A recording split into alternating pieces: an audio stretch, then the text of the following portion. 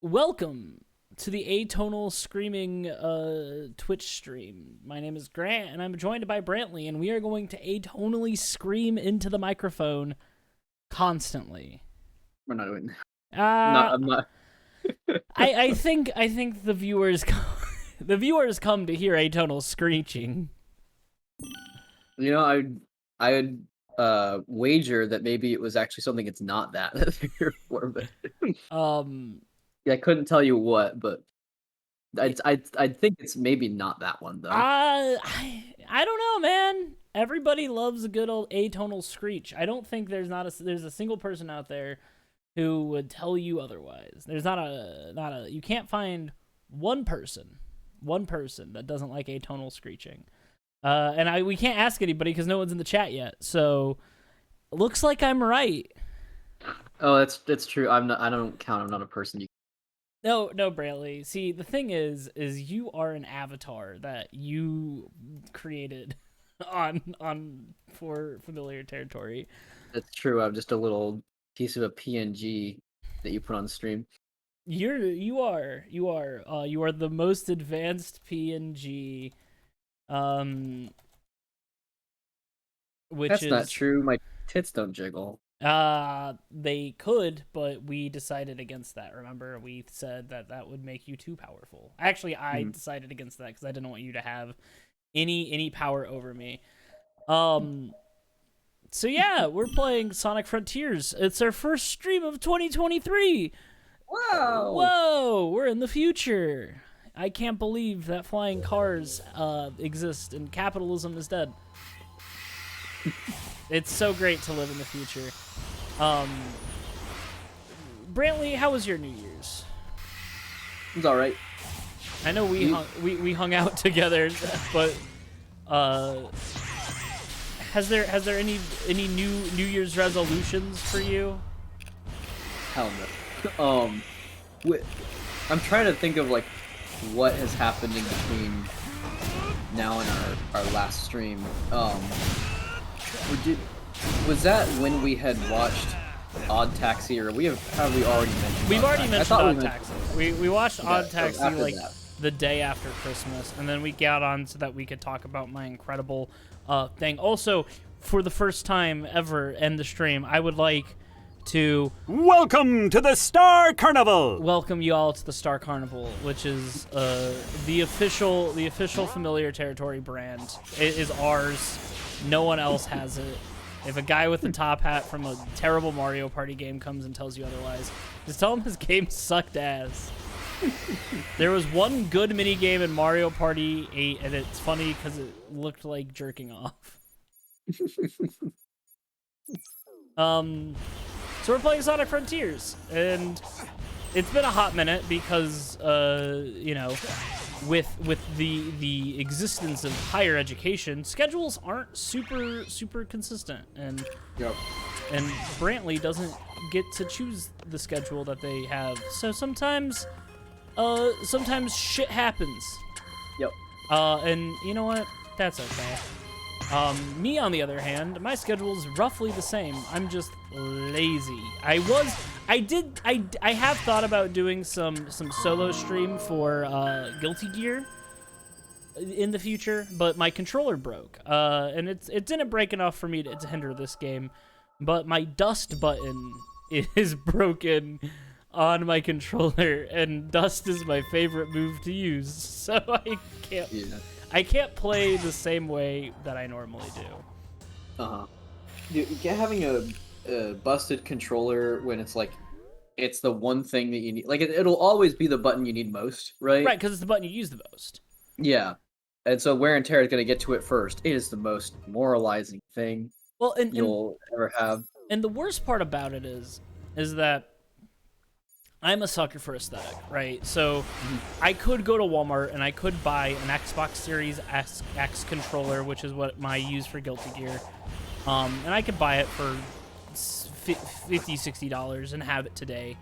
But then the thing is then I'd have just a plain Jane Xbox controller. And that is not fun to me.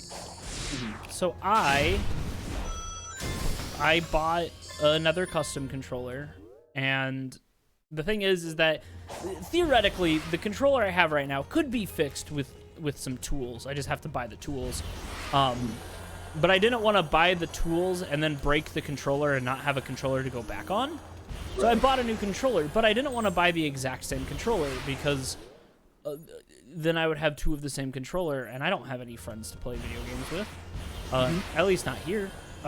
So I got a new custom controller, and I'm retiring my May color that I've been using since the beginning of Guilty Gear, and I'm just going to go to classic orange May, the default color May. I don't know how to get over there.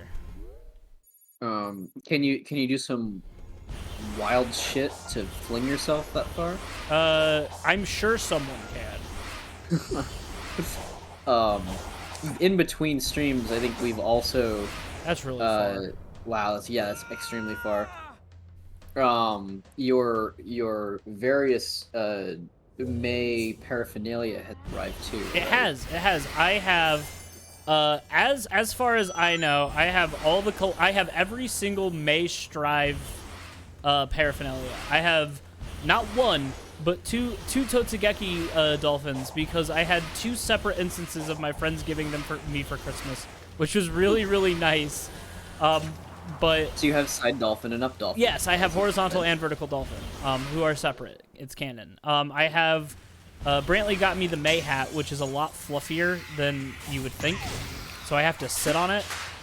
And then I have the May figure that was by the one fellas. They make really high quality shit. So and then I have a May pin that I wear on my work lanyard, because yeah, you gotta rep your fighting game character. It's Hey, Zed's in the chat. Hi, Zed. Zed. You know what the Sonic characters really do? You basically have a tokusatsu team going. You've got multicolored team of characters in a range of 3 to 5 in quantity. You have like archetypical like Lear type. You have the powerhouse.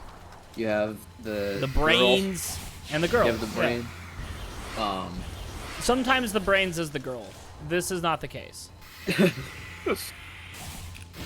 depends on what media you're looking at and how we define the brains, because like I get like nerd, right? Like geek. That would definitely, that's an easy tale. But like in ever since Sonic Forces and then the IDW adaptations of comics afterwards, Amy's become like the like commissioner almost. Yeah, she's the responsible one. Yeah, so like and that's not in always Sonic the Forces, making commands, like sending people out and stuff. But like in the comics, they have this whole thing about her like wanting to get back on the ground and hit things with her hammer and run around with Sonic too. So that's interesting. That's cute. Yeah, that's cute. If you were to give who's the 5th member of Team Sonic? Because like that's what I was gonna ask. Because like you have Amy, right, who is the de facto 4th member, even though sometimes she's her own team depending on the media. But like in this one, it's you got Tails, you got Knuckles. It's not Shadow. Shadow's way too like. He's his own. And like I know Rouge and Sonic Prime is kind of like, well, we need another. Rouge existed in a situation where it was. We need a female character that's established to be in this show. You know what Scott pointed out? Perfect. The 5th member is insert your name, the Hedgehog. It's that's the Sonic Forces approach. It's true. You're right. The 5th member is whoever it needs to be, and that could be you. The 5th member is the like mac and cheese box prize from the sweepstakes of like you could be in a commercial with the Sonic team or whatever. Ooh, I would love to be in a commercial with Sonic. Just a regular ass kid, like composited in. No, it's gonna be me as an adult man. Whoa, Sonic! Hey, man! You want to make mac and cheese because it's $5 for 5, and it's the only thing you can afford. Just be like real sad. Do you think that there was ever a time where like someone entered a sweepstakes like that? Oh, do they have the drift mechanic in this game? Only on this one. So yeah, this drift mechanic has existed since Sonic Unleashed, but normally you activate it with the shoulder buttons. Is this just context sensitive right now? Yeah, it's whenever I take one of these turns, it's drift. Huh. Interesting. It's kind of fun. Well, I wish there was some like Mario Kart nonsense I can do with it. Yeah, that's how it worked in Unleashed. In Unleashed, the longer you held your drift, essentially you would let go and it would boost you, and throughout it I think you would be, or maybe it was just that it increased your boost gauge and filled it up. As Scott mentioned, yeah, the packaging has a really shitty mirror with a generic human outline. It doesn't actually reflect that. Yeah. Yeah. Totally. Yeah. Fuck, man. God, perfect again.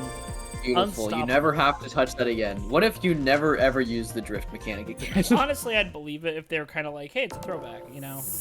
Yeah. Do you think there was ever a time where someone entered this like sweepstakes, like, oh, like, you know, go meet like Michael Jordan or whatever, and then it's just like an adult person who's like won the sweepstakes on behalf of like their kid, and they're just like, I'm here for me.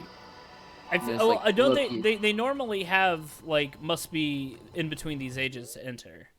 But do you think someone like faked it and then they get all the way there? It's like, you know, like the event is happening and they only then realize that someone like, you know, was providing false identification or something and just went there in place of their kid.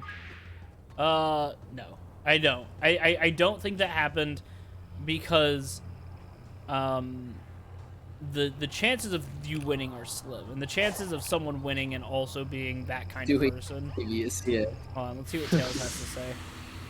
I'm interested in this. Thanks, Tails. He's interested in all these wrenches that he's gonna use to throw at cops.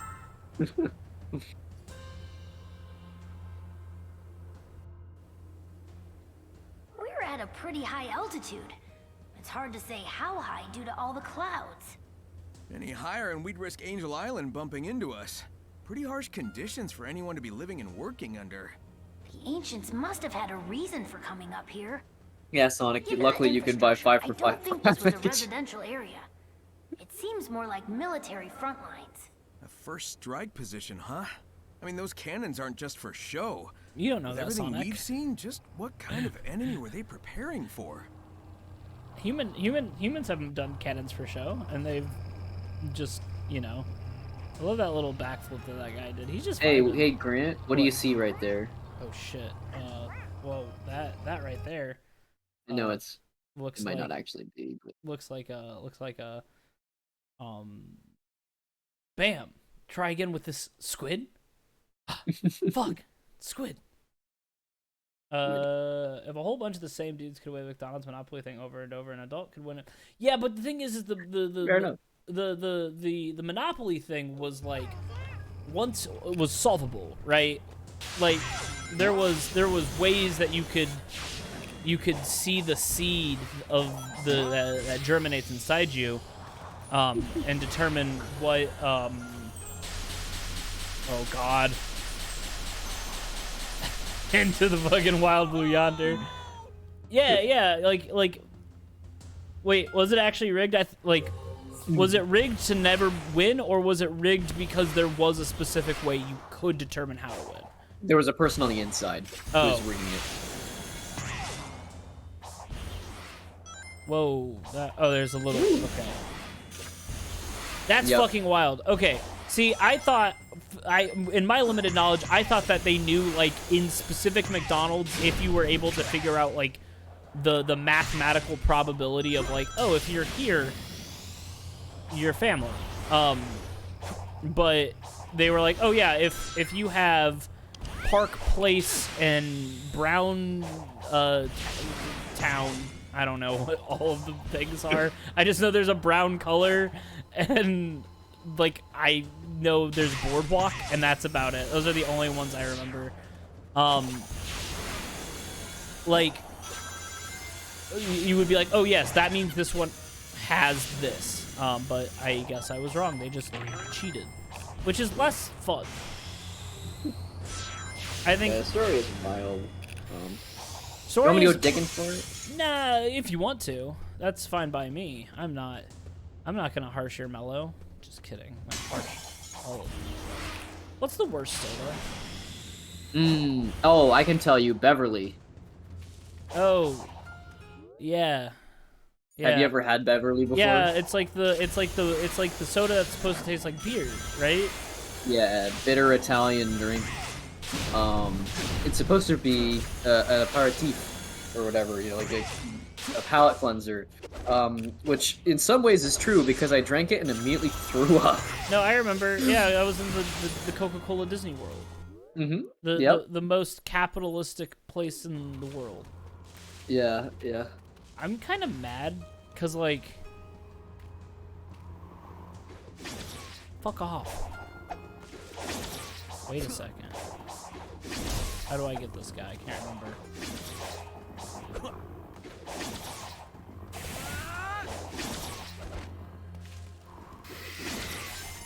Wait, actually, I have no. I do not remember how to fight this guy. Oh, right. Harry.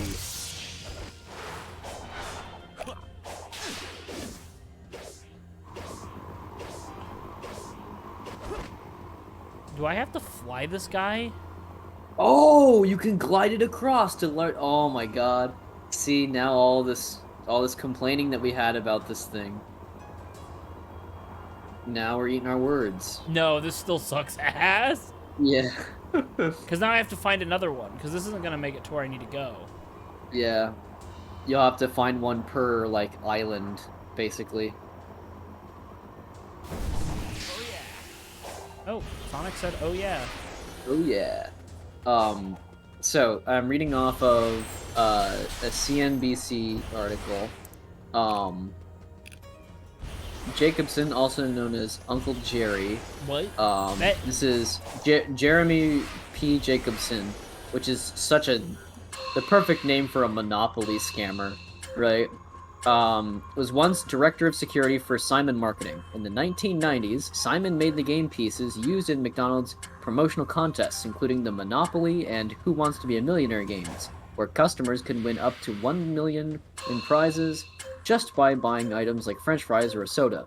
It was Jacobson's job to look after game pieces for McDonald's promotional events, making sure no employees pocketed any of the prizes themselves. But in the mid-90s, Jacobson figured out a way to rig the popular games so that the most lucrative winning game pieces would almost always find their way to people he knew, people who then shared millions of dollars in winnings with him, according to federal officials who announced the arrest of Jacobson and 7 of his associates in 2001. What's wild is he could have just done once, right? Like, he had the fucking audacity to do it 7 fucking times. Yep. Do you want me to continue reading? Yeah. I will go ahead and post it here. This is All right. phenomenal. Yeah, I'm glad we get to introduce it to you. I'm glad Scott brought it up so we can, like, deep dive. Okay, and I'll credit the author as well. This is Tom Huddleston Jr. who wrote this, which would also sound like a McDonald's Monopoly scammer, but Wait, thankfully, Uncle Jerry beat him to it. Is that the son of Loki? No, it's not Tom Hiddleston. It is not Tom Hiddleston. Tom Huddleston Jr. Do you think that Tom Hiddleston moonlights as a writer for this stuff? And he just ghostwrites articles, and then he just changes his name. Yeah. When was this written? When was this written? This was written in 2020. What? That's so February recent. 9th. That's too recent. Yeah. Unless this guy got away with it until 2020. He was arrested back in 2001, so it might just not have been public information, because it was a federal catch. So, let's continue. We'll continue through the article. There's a whole section called "Getting Caught." Okay.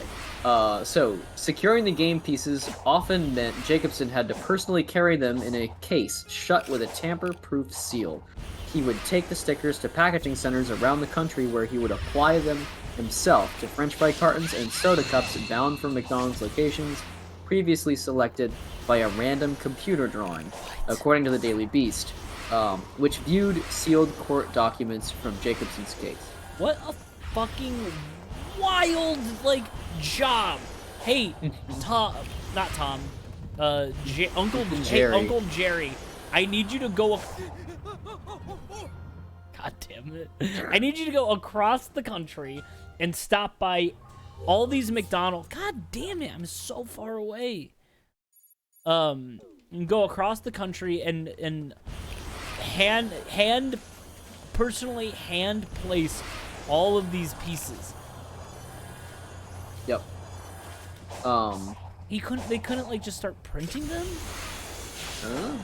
Even though he was, yeah. The technology existed in the early 2000s.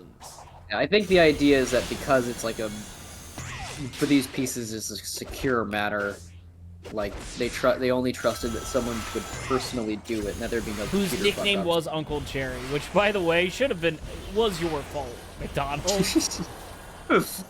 Even though he was the head of security, Jacobson was also under constant surveillance by an independent auditor, the Daily Beast noted. She followed Jacobson wherever he carried the game pieces, double-checking that the winning McDonald's game pieces never left their tamper-proof case. By the way, this Daily Beast article has been mentioned twice, so I feel like it's important to cite them too. But the rest of it's paywalled, so I'll just say the original Daily Beast article that NBC or CNBC is referencing is written by Jeff Maish, so if you want to go looking for that. Okay. McDonald's ran multiple Monopoly game promotions in the late 1980s and early 1990s, but in 1995, the fast food giant ramped up the stakes, and prizes ballooned from thousands of dollars to a grand prize of $1 million. For Jacobson, who reportedly earned about $70,000 a year, the temptation to siphon off the winning pieces seemingly became too strong. It was then that Jacobson's multi-million-dollar scheme kicked off in earnest, federal officials say. As someone who these days makes $19,000 a year, fuck you, Uncle Jerry. Temptation? Bullshit. Okay, continuing on. It was also around that time that a foreign supplier in charge of sending Simon Marketing the tamper-proof seals mistakenly sent a whole package of seals to Jacobson directly. Suddenly, Jacobson had a way of opening and resealing the packages of winning McDonald's game pieces. In order to open those packages without the auditor catching on, Jacobson had to sneak off to the one place the woman auditor couldn't follow him, the men's bathroom. In airport bathroom stalls on his way to McDonald's packaging centers, Jacobson would open sealed packets of winning game pieces, dump them into his hand, and replace them with regular non-winning stickers before resealing the packet with his supply of seals. Once he had a supply of winning game pieces, though, Jacobson needed to find some winners. Since Jacobson couldn't claim any prizes himself without instantly exposing his scheme, he used friends and family to recruit people who would pay tens of thousands of dollars upfront to Jacobson and his network of recruiters to secure winning game pieces worth hundreds of thousands of dollars, all the way up to the $1 million grand prize. That year, Jacobson gave one game piece worth $200,000 to his butcher in exchange for $5,000 in cash. Wow. He didn't even like take most of the money. Yeah. You take a fifth of it? Like, good on him for being like a relatively like for one, it's McDonald's, so fuck them, right? Like they suck ass. They make a shit ton of money. Fuck. But two, like he could have said like, hey, listen, easiest payday of your life. I'm gonna give you this, and you're going to take 100,000. We're gonna split it 50-50. Now he's like, listen, you're going to take most of it. I guess it could try and like keep him from being like checked, but still. No, it's also involving like, hey, by the way, you're now Federally, criminal. yeah, you are now part of the federal legal system. Would you like to crime with me? In 1998, Jacobson would pull his nephew into the scheme with the same offer, a $200,000 game piece for $45,000 up front. At one point, Jacobson even anonymously mailed a $1 million game piece to the donations clerk at the St. Jude's Children's Research Hospital in Tennessee. The mysterious donation made national news at the time, though a source close to Jacobson told CNN he'd sent the winning game piece in the hopes that the good deed might secure him a more lenient sentence should he ever be caught. What a fucking... How cynical. Yeah, like, alright, Like, he could have just lied and made a statement that, like, oh, it was a good deed. I might be a criminal, but I'm still a human being or something like that. But no, he just admits, like, yeah, I hope that would cut my sentence. Wild. Or no, a source close to him said that that's what he wanted. So, you know, he didn't really have the chance to lie there, but then again, he did get caught eventually. Yeah. If you have ulterior motives for donating to a children's hospital, you fucking suck. Jacobson replicated the scam through the 1990s. He sold game pieces to members of his classic car club, a man he met in the Atlanta airport, and a gambler and ex-con in Florida named Andrew Glom, who passed out winning game pieces to a network of friends. Aside from the upfront cash payments, the one sticking point for any of these transactions was that Jacobson insisted his associates not claim the winnings themselves, but pass along the winning game pieces to other people in other states, so as to not arouse suspicion with a string of winners who lived in the same area and had connections to Jacobson. Much like Jacobson, the recruiters would typically also demand cash payments up front from the eventual winners. Getting caught. Despite Jacobson's attempt to distance himself from the people who eventually claimed the winning game pieces, federal authorities eventually noticed a preponderance of McDonald's winners whose permanent residences were clustered in Georgia, where Jacobson lived, and Florida, where he had previously worked as a police officer for 4 years. Oh, A-cab. Fuck those cops. What a bastard! Literally was a relatively fun grift, and then you find out he's a police officer, and then suddenly it's no longer that. Now it's just like this guy was utilizing something. Man, Yep. how quick do they fall? Yeah. In March 2000, the FBI received a tip about William Fisher, a $1 million winner in 1996. Fisher was the father-in-law of the man Jacobson had met in the Atlanta airport. Even though Fisher drove to New Hampshire to claim his prize, federal authorities working with McDonald's easily found that he lived in Jacksonville, Florida. That was near a cluster of other big winners, including one family that claimed 3 separate $1 million prizes, plus a Dodge Viper sports car, according to the Daily Beast. Fisher would eventually be sentenced to roughly 3 years of probation in order to pay $300,000 in restitution, according to court documents. When McDonald's... Yeah, go ahead. So the guy that narked still had to do shit? Yeah. Oh, narc. I mean, that's what you get for helping the feds, in all honesty. Like, you did something.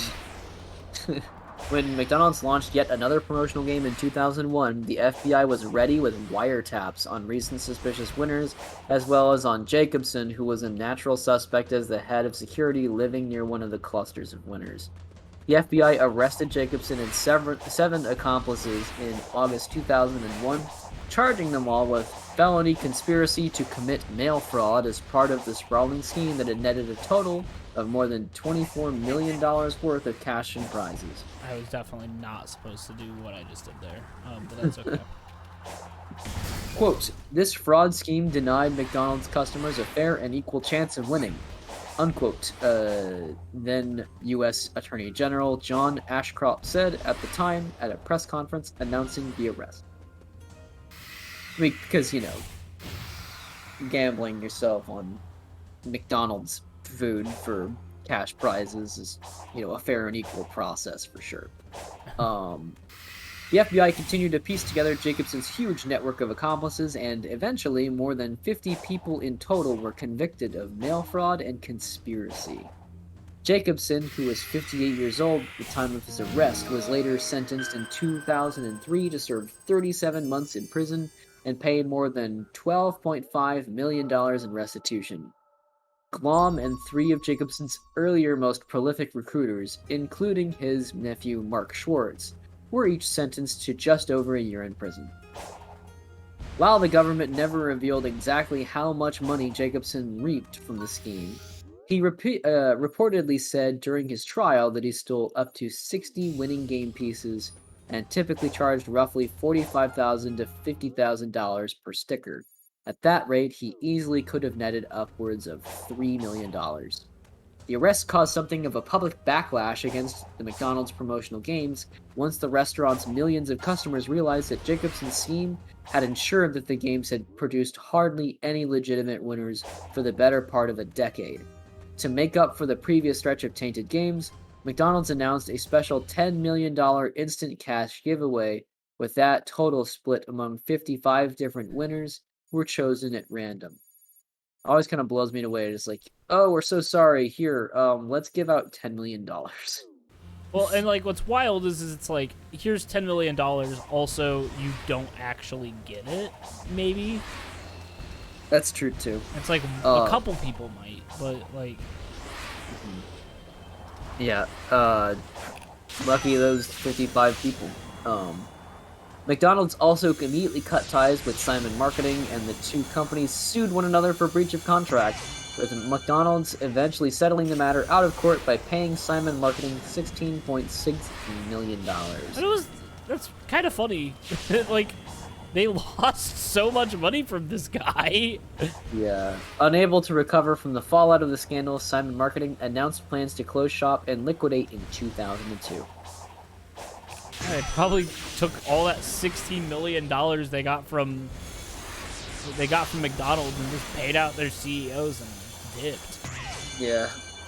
McDonald's then CEO, Jack Greenberg, said in a statement at the time, quote, "McDonald's is committed to giving our customers a chance to win every dollar that has been stolen by this criminal ring." Unquote. God. Wild. What a wild story. Scott said, "See, you really fucked up when a crime becomes mail fraud."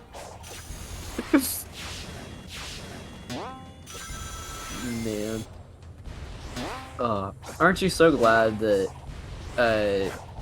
you and the rest of Eli's crew have donations set up that aren't through process of mail fraud?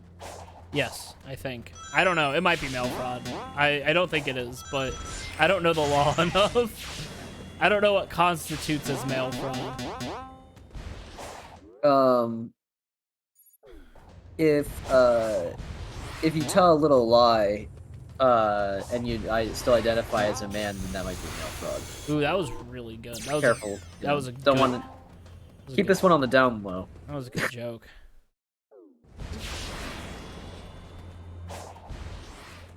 Ugh, dude, this map sucks. This map is the worst. It's just like, I just want to get over somewhere. I hate these little side things because you're like, I don't know where I'm going. Uh-huh. I feel like there's already enough of this kind of thing in the main levels. Oh. I think it'd be nice to have more open space. Let me grab this Chaos Emerald while I'm up here. You got it. Oh.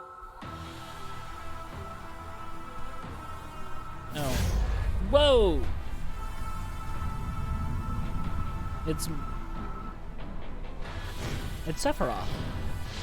Sephiroth. For every $1 donated What will you do? to the Bear Clan, I will open one of my neighbor's letters. Best I can. Very mentally healthy there. Let's go, Squid! Squid.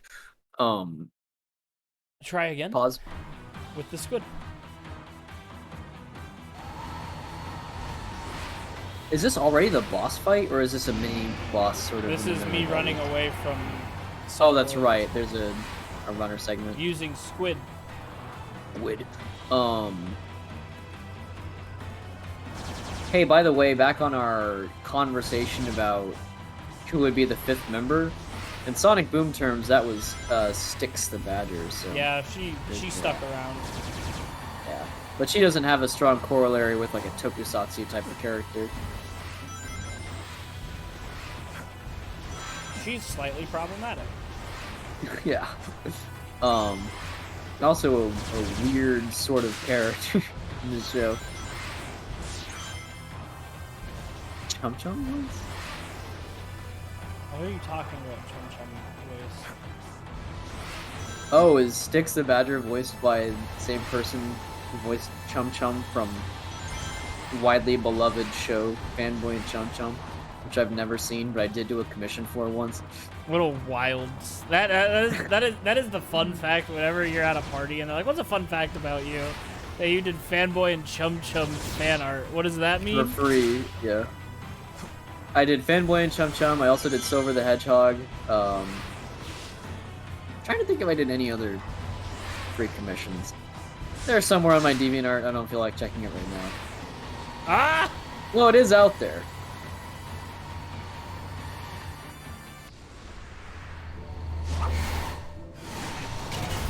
No! Yeah. Oh! Ah!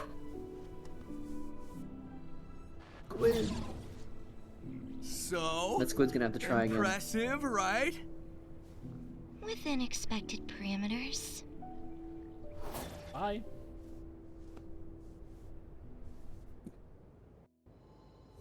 I don't know who Chum Chum is. Oh, and Fanboy and Chum Chum? Yeah. We did it. We did nothing. You know, the Fanboy and Chum Chum commission I did also wasn't Fanboy or Chum Chum. It was another character.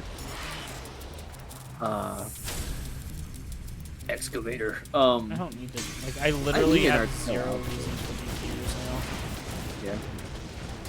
Hey, wasn't there a Tails up at the top of that tower that you need to go back and see now? Eventually, but I need 9 more wrenches. Oh, more wrenches. What's stupid is that I want to... Oh, maybe I can take it from this guy. He also did Luna Loud and Loud House. Oh, Winx Club. Winx Club's something I probably gotta watch some point. Star Wars: The Clone Wars. And my gym partner's in them. My gym partner is a monkey. God, Scott, that is the fucking wildest poll you've ever done. Like, it's nonsense how you can do that. Hey, Grant, do you know Asajj Ventress in Yeah, Star Wars she's Clone Wars? Asajj. Yeah. She's like one of the most popular. Oh, this game does not want you to go over there yet. It just told it. Wait, are you saying Nika Futterman was implicated on the Monopoly scam? No, we're not that. We're not tying those things together. Wait.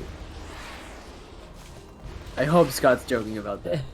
Yeah, didn't you? I guarantee you, we wouldn't know her as a voice actress these days if she was in the Monopoly scam. How do I lower this bridge? Oh yeah. I think that's how you do it. Looks like that wasn't how you do it. I just, like, here's the thing. What's stupid is you can run up the bridge, right? Oh, I saw someone's comic about this. That apparently, like, you talked to Tails about this or something.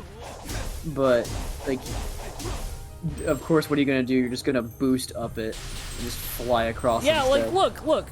You Yeah. clearly could make it. This bridge is nothing. That's a lame invisible wall. As the like, At least do like a digital like barrier or something. right there, like, there is nothing that has ever stopped you from doing anything in this game like that.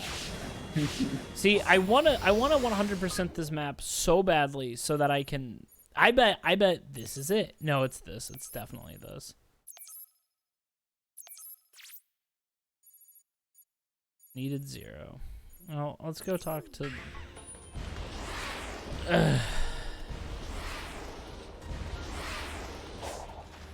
So yeah, Asajj Ventress, pretty popular villain. She was Count Dooku's not Padawan, apprentice, because Sith. And people liked her because she was. There was like a really good episode where Ahsoka is being like chased, and her and Asajj like team up, and you get a little bit more like Morally gray. Well, you get look into the like, well, here's the problem with the Jedi Order. They're hunting you based off of almost nothing, and you want to prove your innocence so you can go back to them. And it's like, it's kind of, she kind of leads Ahsoka to like where she ends up at. Yeah, and she had 2 lightsabers, and 2 lightsabers is always cool. Oh, I think I know this. I think I know this character. Didn't she like behead someone on screen? Probably. I think that was the first time I ever saw a PG kids cartoon behead someone. I cannot talk.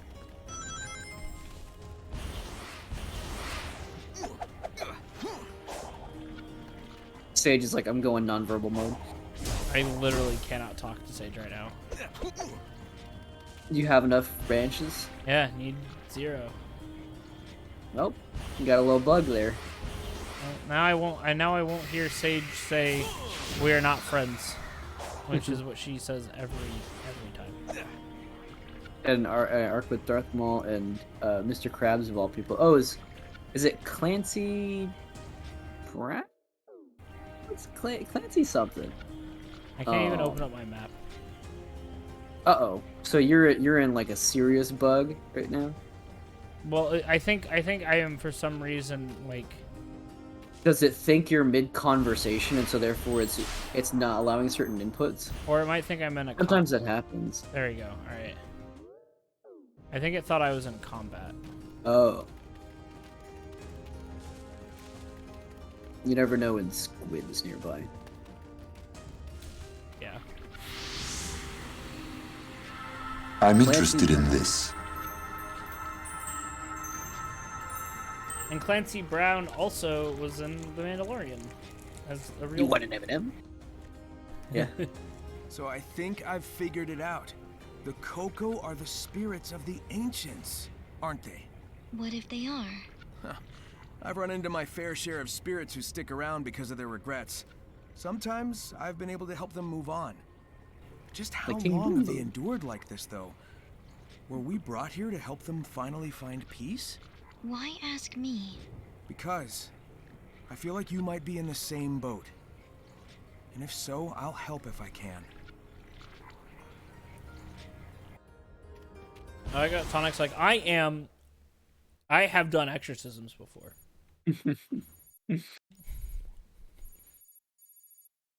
Isn't that cool?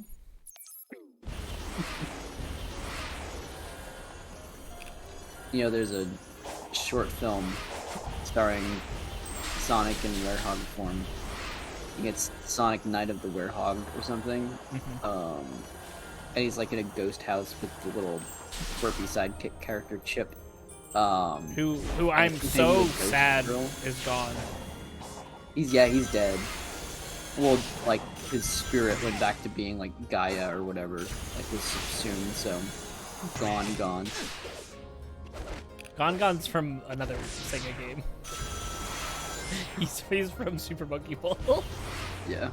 I hope that Eggman in this game, to follow up with what Scott said, I hope that Eggman gets on his knees and just like prays to God that he's spared and then asks for Sonic's help. I am a little upset that you are not taking the fact that I just caught you saying Gon and was immediately like, that's from Super Monkey Ball, and you did not. Oh no, I knew, but I just held back. I'm just so mad that you're like, you weren't like, hey, that's funny. I'm a little disappointed that my comedy is wasted. No, I'm sorry. I didn't mean to ignore you. I legit, my mind was in another place reading comments, so you might have said words, but I didn't hear them. I'm sorry. Whoa, it's fast. I think one of my favorite moments in any of our podcast episodes is in like it's one of our first episodes, probably one of our first actual review, and it was on Magical Girl Raising Project. And I asked you what like the edgiest anime you've ever seen is, like in terms of like shit edge, and you just ignored me. And you did not answer the question. And I think I left it in editing, right? Like I just. Yeah, no. It is in our. If it is in our 16-minute best of from our first like 50 episodes, or not 50. 32. There's that one voice clip again. Yeah, and so it's very funny because I just go, hey, what's the edgiest anime you've seen? You're like, I can't wait to start talking about this. And I'm like, you didn't answer my question. Yeah. One of my favorite moments. One of my favorite moments, and then around episode 40 we stopped being funny. I just had the strongest deja vu. Which is always wild, because it's like I'm remembering from the time when this game wasn't out yet, so it is impossible. Like I can't remember that, but like, holy shit. Oof. What's your deja vu? Well, like I remembered us talking about that bit where I incidentally ignored you, and then moving on and talking a little more about familiar territory while Sonic was grinding in that spot. We might have talked about it. I mean, I did just do that. But we could have talked about it during like Sonic Heroes or some shit. No. Because I knew we were on stream, and I was trying to think of like, tie-in conversations to go with after that. It's just deja vu. Higher than streets.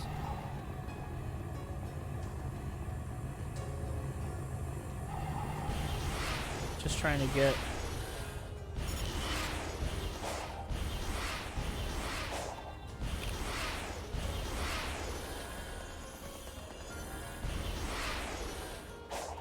Did you know that there's a major hack going on right now in Guilty Gear? Did I tell you about this? Oh, you did mention it, so share in full. So streamers can't play Guilty Gear, like popular streamers, like Leffen or like Slash or like or like Hatashi, right? Or any of like the major streamers, because if there's this hack that if you have access to someone's R code, you can just, if they are online, you can just destroy a lobby with them in it. Like, you can just cancel the lobby. You can also send information out, like messages as that person. It's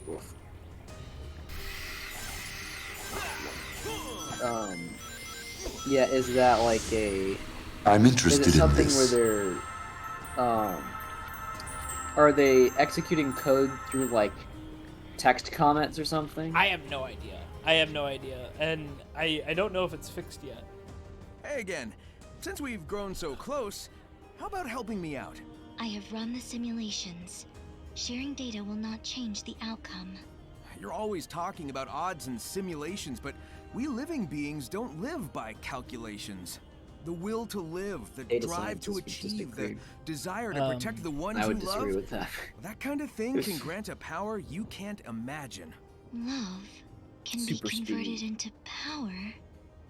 Do you have any data to back this proposed conversion? No, Well, you that's see, what I go makes and it talk to the Elder miraculous. Coco, and But I if you hand him really these need power proof, plums, and I'll whip you up a my miracle number by goes the end up. of all this.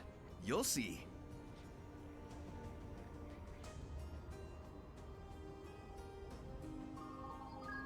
Sonic just holds his head, Yeah, he's like, oh, throbbing God. pain. Dude, anytime I One have miracle coming up. anytime I Ooh. have even a mild headache, I am like, I can't do any physical activity. I'm gonna take You know my what's upsetting? fruits. What? I've been able to consistently get headaches after making and eating grilled cheese, and I don't know what the common denominator is. So I made one yesterday, and it didn't happen. I made one today, and it did happen.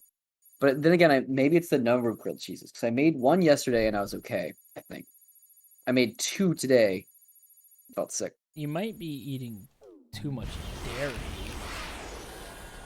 maybe that's it.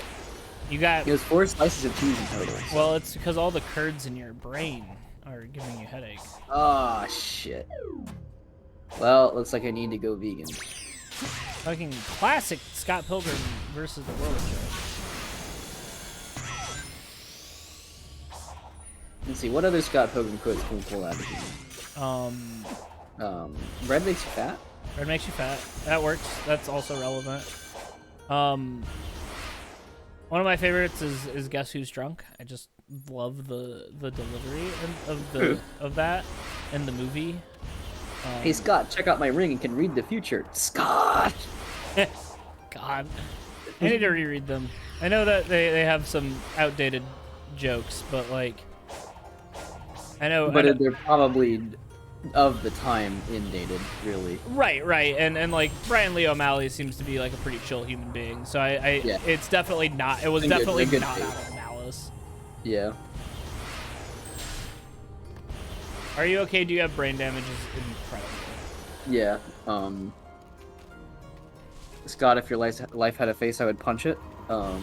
Which then in turn turns Scott, if your life had a face, I'd punch it in the balls, which is also a really good line.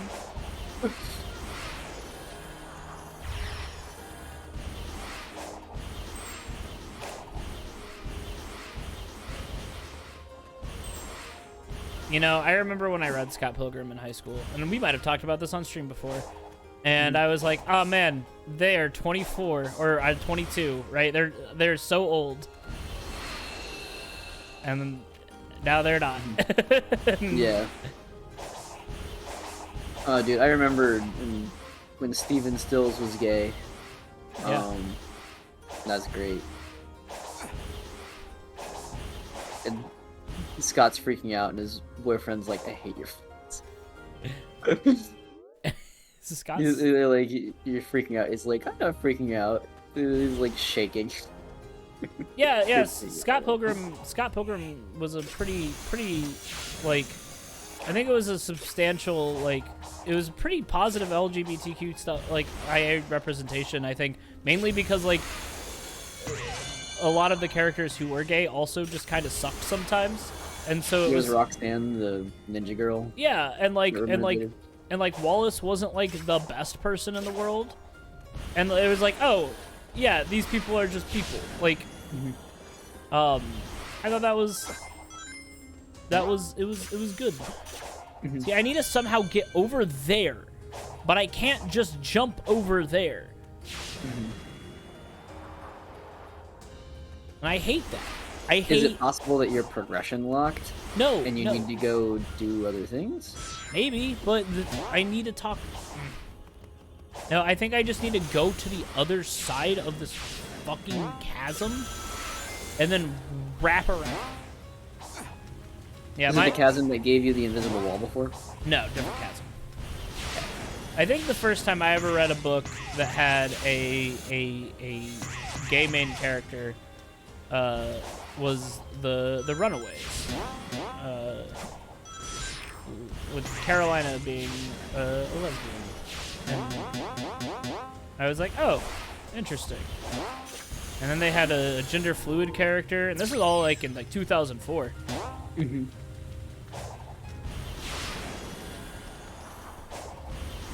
I wonder what the first piece of media was that I watched where like that was present. Like, I'm sure that like there's other things, but like having it not be like the butt of a joke. Yeah. And yeah, 'cause Catholic household certainly made that different. Like, let's see.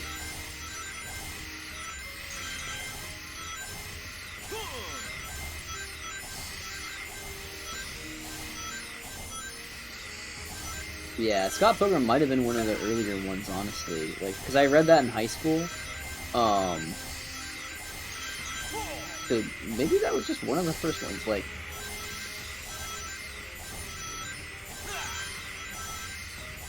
I won't count stuff like Arthur, because like in Arthur, Mr. Ratburn is gay, but that didn't really drop until like only a few years ago. let's see. I'm interested in this. Yeah, I don't know. Yeah, I Runaways was definitely the first time where there was a gay protagonist. Mm-hmm. The whole reason we came here was because we detected the Chaos Emeralds were drawn here. Did you figure something out? I'm trying to put the pieces together.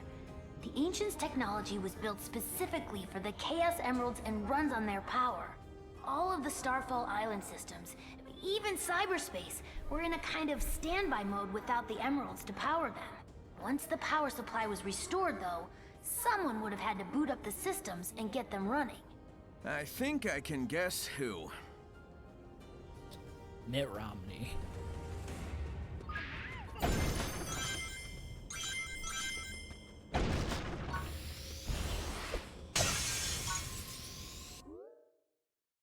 All right. I've done that. I know I can get this one.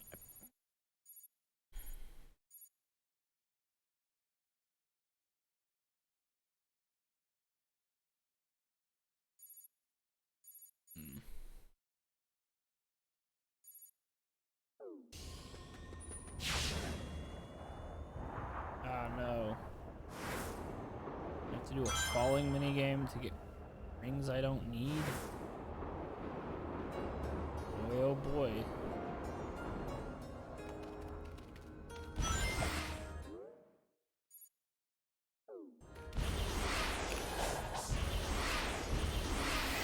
What do you think, Brantley?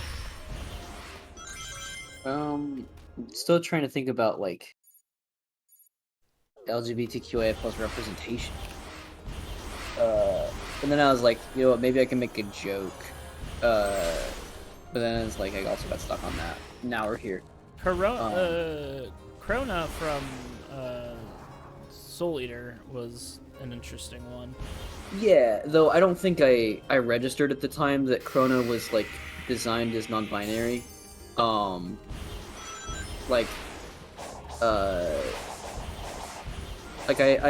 got the sense that like, oh, like, you know, Krona isn't like doesn't dress conformatively and stuff, but I think I just kind of chalked that up to like anime like femininity. Of course they would have pronouns. Yeah.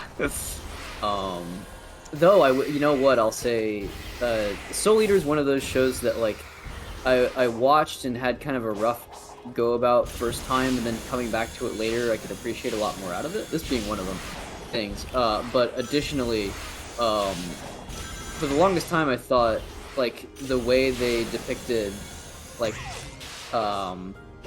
you know, triggers and panic attacks with Krona was like too overboard. Like I was kind of like, oh, it's so cartoony, it loses some impact. But then it just turned out I had to go far enough in life where things were bad enough that I had a, you know, that severe of an anxiety attack. And then it's like, oh my god, this really is what it was like. So yeah, sort of a retroactive like recontextualizing of like, damn, yes, I guess that is how it is. They were right all along. Let's see.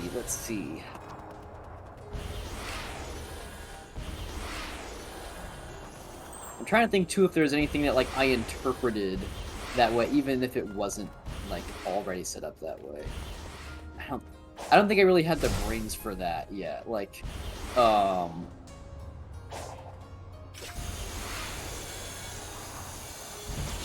gonna try something.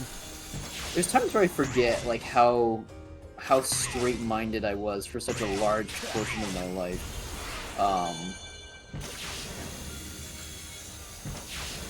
Because now it's kind of the opposite. Yeah. I figured some shit out.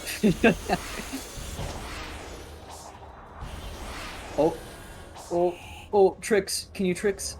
No. Damn it. I know that's definitely not the way I'm supposed to go. Catholic upbringing, baby, but also like it's also like you're right, absolutely. Like religious conservatism will. I bet this just gives me a ramp. Nope, it gives me a bunch of wrenches. You so screw. Yeah, like, but also just like diversity and like inclusion helps you kind of see that shit a little bit better. Where it's like, oh, okay, I get you're just it. not thinking about it a lot. Like, you know, I've got a gay uncle. I knew he was gay for like a long time, but it didn't really register to me as anything like particularly of note. Right. Like, it's like I had no complicated feelings about it. I was like, oh, okay, that's all right. But at the same time, I wouldn't necessarily understand like why a gay person would feel like life is any harder for them than a straight person, because I wasn't aware that like there's like a great deal of oppression there. Like, which is really like, you know, that's me being behind, because like clearly I could see in like, you know, school where like, you know, gay was frequently an insult, where like, you know, if someone thought someone else was too dramatic or something, they'd say like, oh, what are you being gay, as a way to sort of push them off of being confrontational or what have you. That's something I really like, I think should have put more in check. But it's hard to see that, especially as a kid. Yeah, I was too busy wondering why girls didn't like me. And the answer is because girls have preferences and lives to live. And I actually really did very little in order to excite any of that. I had to learn very quickly that life isn't Persona 4 and that doing people favors doesn't make them fall in love with you. In fact, I had to learn there's this thing called chemistry, and sometimes you have it with people and sometimes you don't. Alright, hold on. This is definitely not the way you're supposed to be going. And if I took even like the moment of time to like explore around this part of the island, I might be able to end up there, but I also realize that I can just do that. And I'm like, if I can get high enough, I can just dodge roll all the way over there. Yeah. Yeah, Scott, same uncle. Yep. You got it. Yeah, if you can get the right angle and line up your dodge rolls towards that direction, you might be able to get closer. But like, why would I do that when I could probably just figure out where to go? Yeah. Because you're you. Yeah, that's fair. I'm just like, I need to figure out what this game doesn't want me to do. What happens if I open this one? Is it gonna give me a spring? 4 inches. I'm interested in this. Is that a level you've already done right there? Yeah, I've done all the levels. I've done all of the levels. All I have to do is find the damn Chaos Emeralds. But like, I hate navigating this place that I also, it's like, I don't know what is progression locked and what is just meant to be traveled to. Yeah, because it's like, I need to get over here somehow. I have no idea how to get over there. I need to get this emerald, and I could have got that emerald, but I didn't. And if you ask me why, I won't have a good answer for you. The good news is I unlocked these rail systems, which will allow me to get there without having to do that. Let's see. I think there were probably some examples in anime too where like I had seen like, okay, the mechanic character in Gurren Lagann, voiced by Steve Bloom, very like effeminately, like that's a, you know, there's a gay coded character right there, but it's in that like plausible deniability zone. Like they don't really make much of it except maybe like, you know, oh, he's gonna like sort of pass flirtation at certain male characters sometimes. Let's see.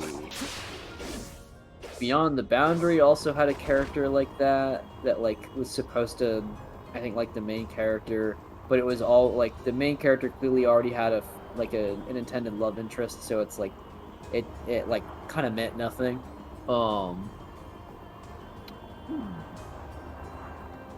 Yeah. And then eventually I'd go on to watch Yurikuma Arashi, which is like the gayest thing I've ever seen in my life. Which I still need to get you through at some point. You watched all of it? Yeah, I did. Yeah, I watched it before I ever introduced it to you. I wanted to check it first because it is it's a ride, and it's also kind of, there are issues clearly. So it's like, I wanted to screen it first, before I kind of put it on your radar. But yeah, we do have to watch it at some point. I already got the blue Chaos Emerald. Why is it showing on the map? Frustration. Is it because there's a Tails minigame around here that's gonna be a Chaos Emerald? No, because I already got the blue one. I think this is a Tails minigame. And I want... If an emerald is involved in a minigame or something, does it still highlight on the map somewhere? No, it is... Hides it? These like, instead of being black and white, they're the character colors. Those are emerald minigames, but I don't know. Mm-hmm. Nope. I don't want that.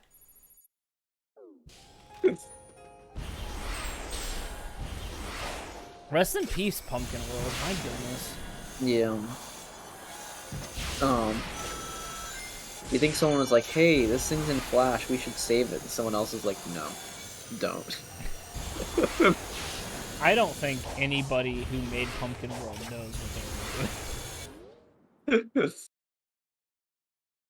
Did you ever have like school projects where you're supposed to cover some kind of critical topic, and you just clearly at that age weren't like ready for that, and you just kind of like babbled your way through it, and you look back on it, it's like, ooh.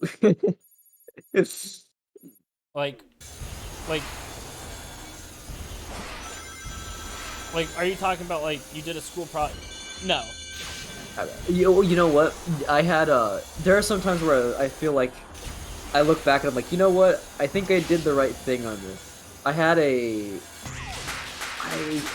don't remember if it was an SAT prompt or a GRE prompt, but it was about, I think it was an SAT prompt about whether or not we should fund the USPS, the Postal Service. Yeah. I think I concluded that we should, as like a public right, and I feel kind of proud of myself for being able to, because as someone who honestly didn't think anything at all of the postal system before going into that test, I'm glad that I ended up on the right side.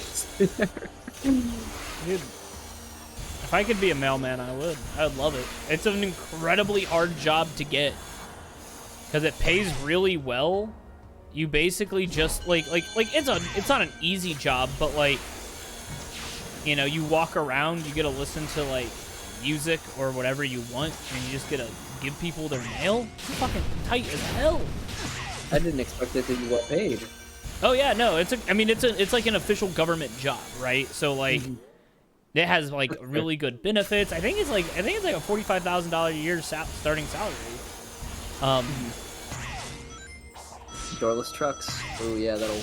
Oh, those trucks actually suck, and they hate them, but they cannot upgrade them. Damn. Yeah, dude. The only thing that sucks about the United States Postal Service, I almost said Purple Service. I don't know what that would be. Is that the United States Postal Service is basically like an entire like political like in itself. When you are in it, you are fighting the politics. Like, it's a lot. To an extent, it's a little bit like being a teacher in that way. It's very much like being a teacher. You and your job is politicized. Yeah. And any time that, like, you know, funding is up for question, you're gonna have to fight tooth and nail to get anyone's attention. Yeah, that's very... I would say healthcare probably is in a similar case, you know, stuff like that. No, you're absolutely right. But like half the reason that the United States, if there is a problem with the United States Postal Service, you could almost guarantee that it is because it was specifically gutted so that there would be a problem. Like there was one point I think where they almost got like electric vehicles for their deliveries, and they said, nope, you need to, and like they spend so much money maintaining the trucks because they have money to maintain the trucks, that is like specifically set out to maintain the trucks, but they don't have enough money to buy new trucks. Yeah. which is really the American experience, right?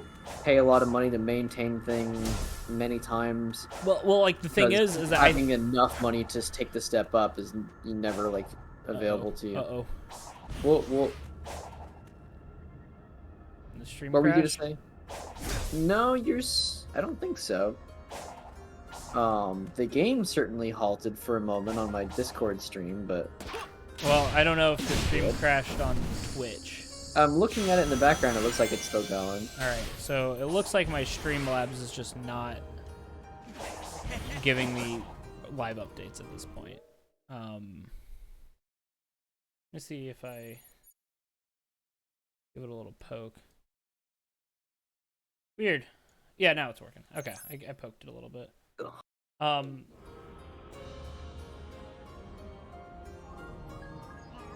Yep, significant stakes in private careers. God. Yeah, well, and that's the thing, right? Like, what I was saying is, like, I'm pretty sure they have money to, like, they have enough money to, fund new, this is not the way I wanted to go. I wanted to go that way, damn it. They have money to, like, they have enough money to get new vehicles, but because the way the funds are allocated, it has to be through they can't. They have to spend it on repairs. It's very stupid.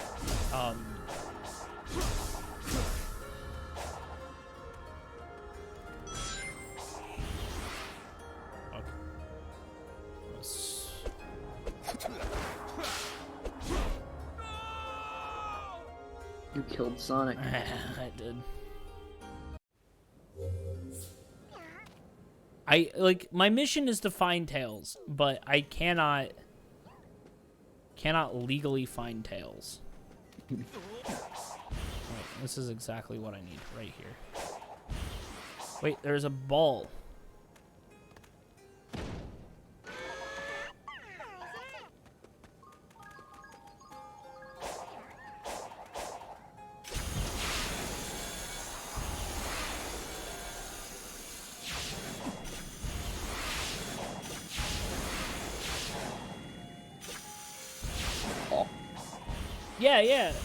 Yeah, like, the Postal Service is not there to make money. And it's very, very stupid to assume that everything in the government exists to make money. Sometimes you need to spend money without profit. Yeah, exactly. Well, and the thing is that, like, you know, cops protect capital, so at least they can say, well, cops make it so that, Walmart loses less money, so how much money do they save? And then you also have, like, civil forfeiture, where the cops just, like, steal shit. And then they're like, well. But yeah, you're right. Cops steal money. But yeah, you're right, they make money. Oh fuck, it's cubes.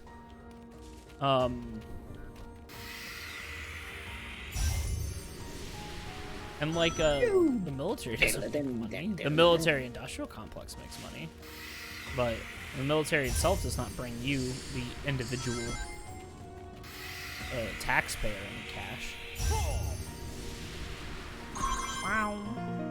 Whoa.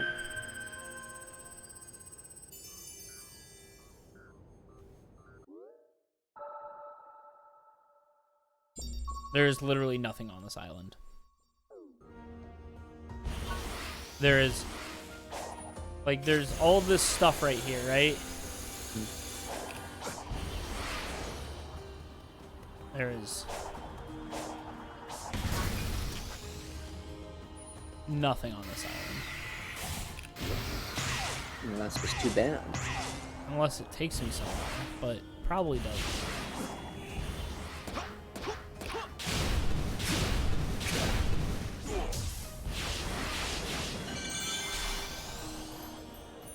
You said cube earlier, and so I have to post cube. I mean, a lot of wrenches, which I don't think I need. Much shape.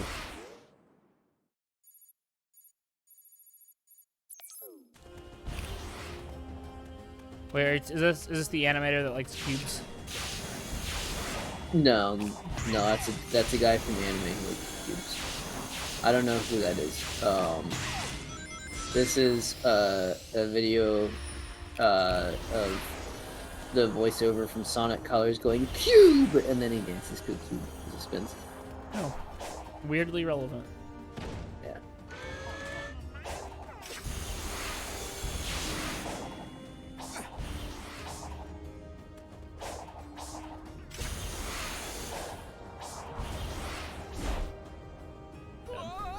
Oh. Ah, man. This is a miserable, miserable island. I'm legitimately upset by the existence of this island. Tails, I hate your island. I do. There's too many separate islands.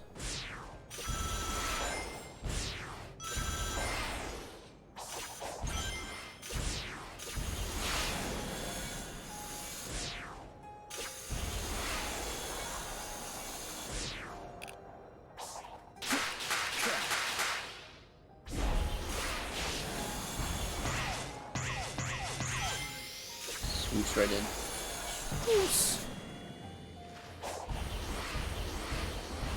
You know, I think maybe we left the Pumpkin World topic high and dry. Yeah? What do you want to talk about Pumpkin World? What super important thing can we say about Pumpkin World? What can't we say about Pumpkin?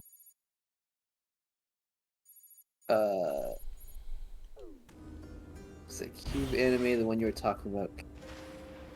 I don't remember.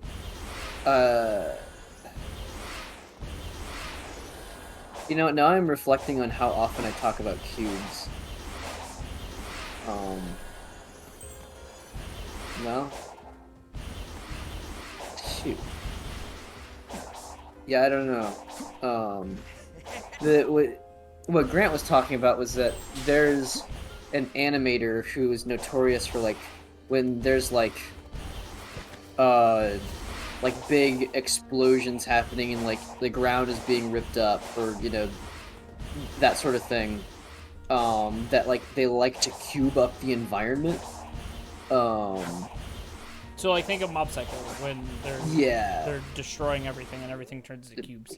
It's that guy. Or Space Dandy does that sometimes, where it's like, you know, the ground ripples up and it, like, cubes out. Majin Buify? Does that happen with Majin Buu? I don't know. I know that Majin Buu eats people. Let me see if I can find a clip with the cubes I'm thinking of. I think maybe the first episode of Space Dandy, before they all die, might have that. The first episode of Space Dandy, right before everybody perishes. Alright, you ready, Brantley? Yeah.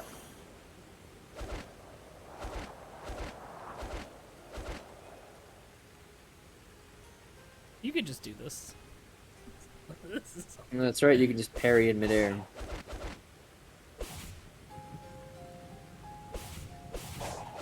Oh my god. What? Hold on. Wait a second.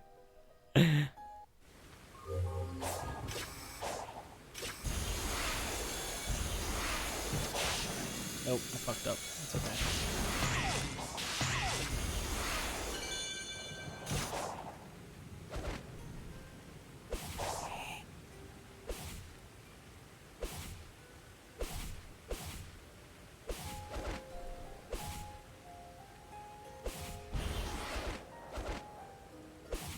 I thought I found a way to reset my jumps. Yeah, it's new tech, Scott, but it doesn't do anything. Because it doesn't reset anything.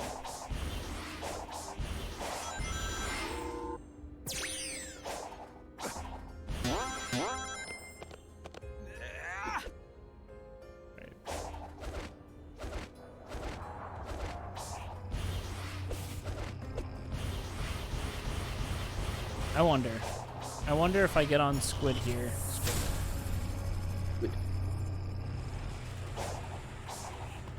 I wonder if I get on Squid here. If he'll take me there.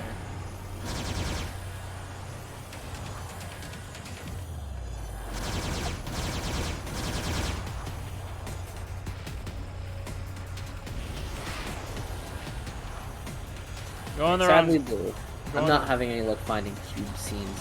I know there's a part in Gundam Witch from Mercury that has cubes, but I can't find something more iconic.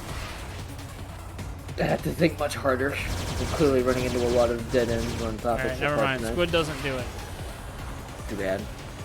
Now you have to get off or die. I have to kill Squid first he does.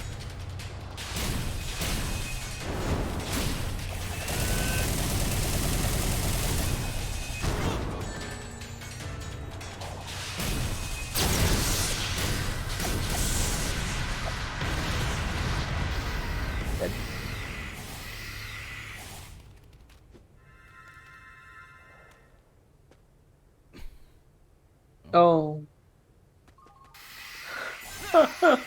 You'd think they would prevent that from happening, huh? You would think. I saw a video the other day of someone playing Breath of the Wild, and they had beaten like a good amount of the game. Like I think they got through all the Divine Beasts, but they didn't ever get to the dungeon below ground that tutorializes how to do like a sidestep and a backflip and the flurry attack in slow-mo and everything. They didn't know how to do like the shield reflect. Like they'd gone through the entire game and never ever knew that those were things you could do. That's pretty good. Yeah.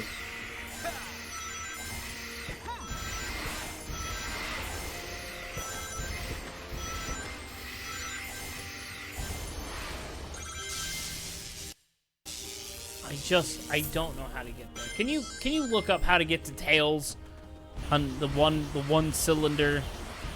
Yeah, I can try. I have been trying this for too long to continue. Excuse me. Gonna.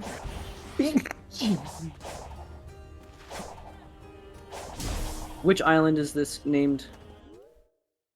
Chaos Island. Okay. Chaos Island. Because I can do shit like this, right? Where it's like, like there's gotta be like a...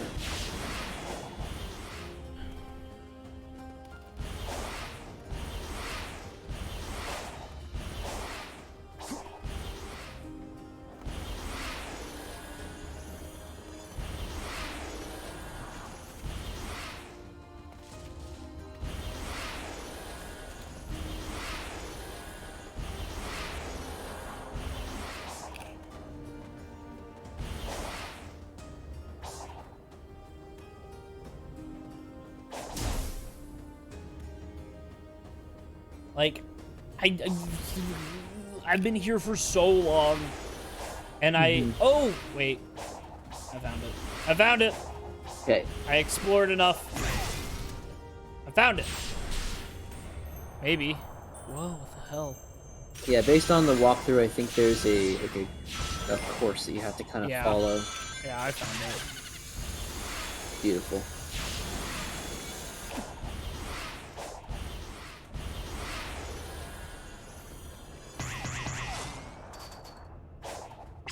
Oh, lasers. Oh, a laser! How come you don't have a laser, Woody?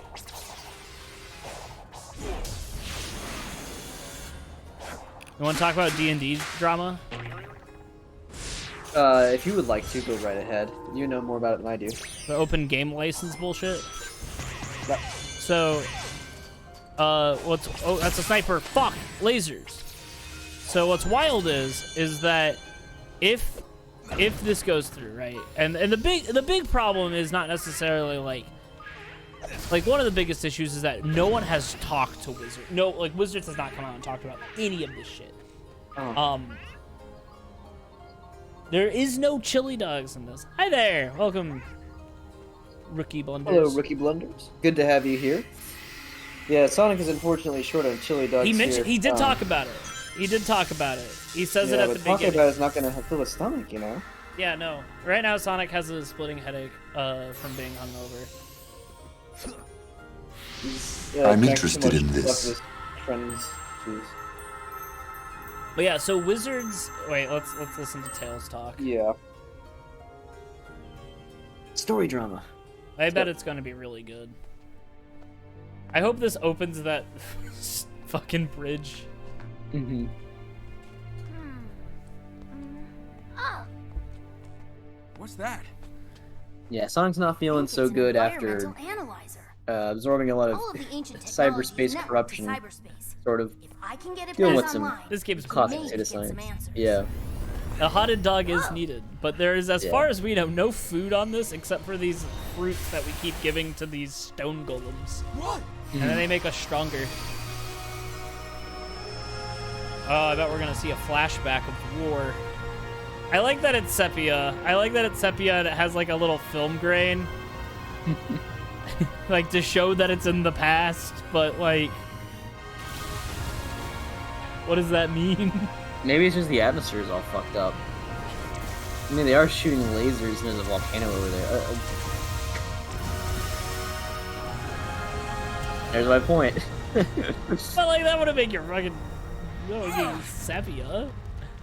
Yeah, fair. I guess we're also seeing in digital. Mm-hmm. Oh, dude, this game is wild. This is like surprisingly fun. So, that was a thing. Wah wah. Good job, Sonic. Whatever assaulted the island sure packed a punch. That was on par with Dark Gaia, easy. Good reference, Tails. That's a Sonic Unleashed reference. Agreed. We'll rendezvous later. What if Sonic asks Tails what rendezvous means? Hey, Tails, got a question. The fuck does rendezvous mean? But yeah, so in the year, it's the year 2000, and D&D 3.0 is about to come out, and Wizards does not have a ton of ways to make content consistently, so they released the Open Game License 1.0. Actually, it's not 1.0 yet, but they released the Open Game License, which is essentially stating that if you make anything using the Dungeons and Dragons rules, the Dungeons and Dragons will not take money from you. You can use their rules however you like. Now, if you create a system in which you are playing as, like, in Faerun, then they'd probably be mad, because that's their intellectual property at that point, right? Like, that's their setting. But you're allowed... I did not know... I fell off. Whatever. And so they made it so that they would be safe... People would be safe to make their own stuff. And then 4th edition came out, and 4th edition did not follow the Open Game License initially. And people were a little peeved at that. And that is when the creation of Pathfinder came out. So Pathfinder created this stuff. They used a bunch of different stuff, and then the Open Game License came back, and they said, okay, never mind, that was a dumb idea. And then 5th edition came out, and they revamped the Open Game License to basically be the same thing. You can create anything from using the 5th edition rule set, and it will not, they won't take money from you. And that is how we get things like the Adventure Zone, or Critical Role, or Dimension 20, or, like, if I were to take my setting and publish it, I would... Ooh, what? Oh. Where? Where is it? Somewhere there's an excavator. But it caught you when you were in the middle of a side-scrolling section, so it's kind of... Oh, there he is. Oh, that's far off. I don't need to fight you. So, recently, there was a leak within Wizards of the Coast, and the idea is that they are releasing Open Game License 1.1. Now, Open Game License 1.1, I can fast travel to these guys, that's right. Let's talk to you. Let's go faster. We're gonna be here for a little bit while I talk about this. So Open Game License 1.1 basically says that if you are to use D&D rules, you don't you don't owe Wizards anything unless you make over $750,000, and then you owe them 25% of profits that you are going to make and profits that you have made, so that you would retroactively owe them money. Now, the big problem is one that sucks because you're looking at losing most that would essentially mean that Critical Role would owe Wizards a bunch of money, and so would Dimension 20, and so would all this stuff. And they are trying to retroactively apply that to everything that was made before Open Game License 1.1, which would be probably illegal. I'm not a lawyer, but that is what I've been told. And then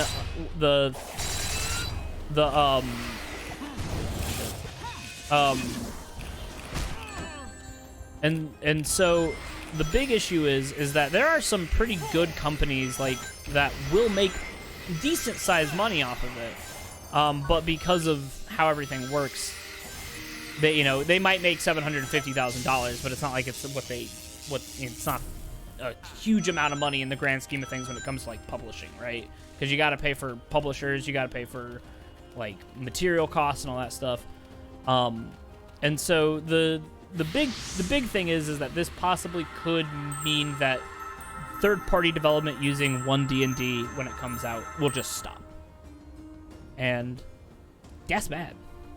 Mm-hmm. Yeah. Look, it's an assault model Death Egg robot. It looks pretty entrenched. I'll take a look around. Let me know if you find anything. I think those things were in Sonic Forces. You don't see something like this every day. These things are tough to take down, even for me. Wonder what took it out. Maybe that ghost girl. From the one-off spin-off of Sonic Unleashed? I found a remote control panel. It's still online. Well, let's see what Eggman was trying to do with this thing. And if it goes bad, you can shut it off.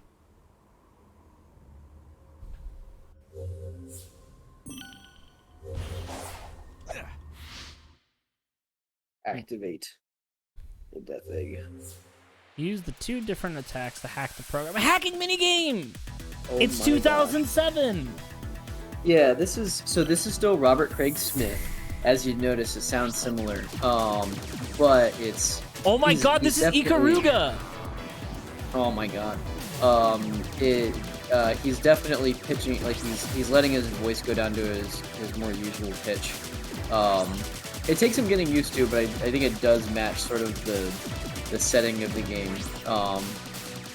I remember hearing somewhere that conceptually they might be trying to age up the characters a little bit, seeing as that we actually have canonical progress forward. This game is making a ton of references back to previous Sonic games and trying to thread them. But in general, yeah. So it's Roger Craig Smith, same person who's been doing Sonic since Sonic Colors, but his voice performance of Sonic is a lot deeper in this one.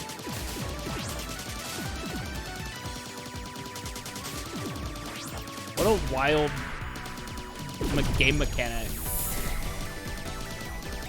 Yeah, they sure do have just a whole lot of experiments thrown into this game. Did you played Ikaruga, right? I have not, but Tucker, my twin brother, did. Okay. I want to play it at some point. Just haven't gotten around to it. I was on a shmuck kick for a while. Whoa.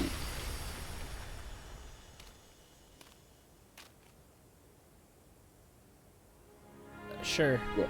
Pretty much all the other characters have been on their recent-ish voice actors. I think Knuckles is on a new voice actor in this game. Amy's on the same one she's been on for a while. That did the trick. But these are different ones from It revealed a the subterranean Netflix pathway. cartoon show Sonic Be Prime. careful, though. That one's got Whatever a whole new took out that cast, Super so Badnik all might over the still place. be lurking around. I hear that. It's the year of Sonic. Thanks, buddy. I'll see you later. To usurp the year of Luigi from... When was the year of Luigi, It was apparently? 2013. It was the advent of the Wii U, basically. And not go well. I mean... I actually did a paper on that once. Are you fucking me? Not specifically the year of Luigi, but on the Wii U and its failures. Yeah. It was for an econ class. I think my professor ended up liking it, or whoever graded it. They were like, "Good job on this." Wow. All right. I hate money, but thanks for giving me this good grade. You know, it's really great that Rookie's here, because you get to see all the shit that Sonic can do in this specific game that is just wild. Yeah. Like, how about we just layer in combat mechanics in this game? That's also really fucked up, because sometimes you just accidentally press a button and it just will do a, like, laser attack. Cutscene, like, cinematic for blasting an enemy.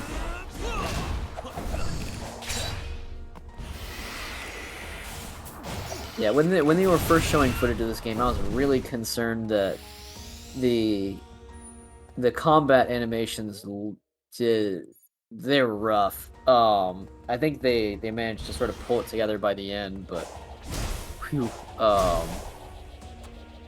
use some polish, you know. Yeah, this game is stylish. There are mods out there to make it harder. Yeah. Yeah. It's very Okami. Okami, Pokemon Rangers vibes. Yeah, being able to draw lines around enemies is the kind of thing that's like, I kind of wonder why Sonic hadn't tried this before.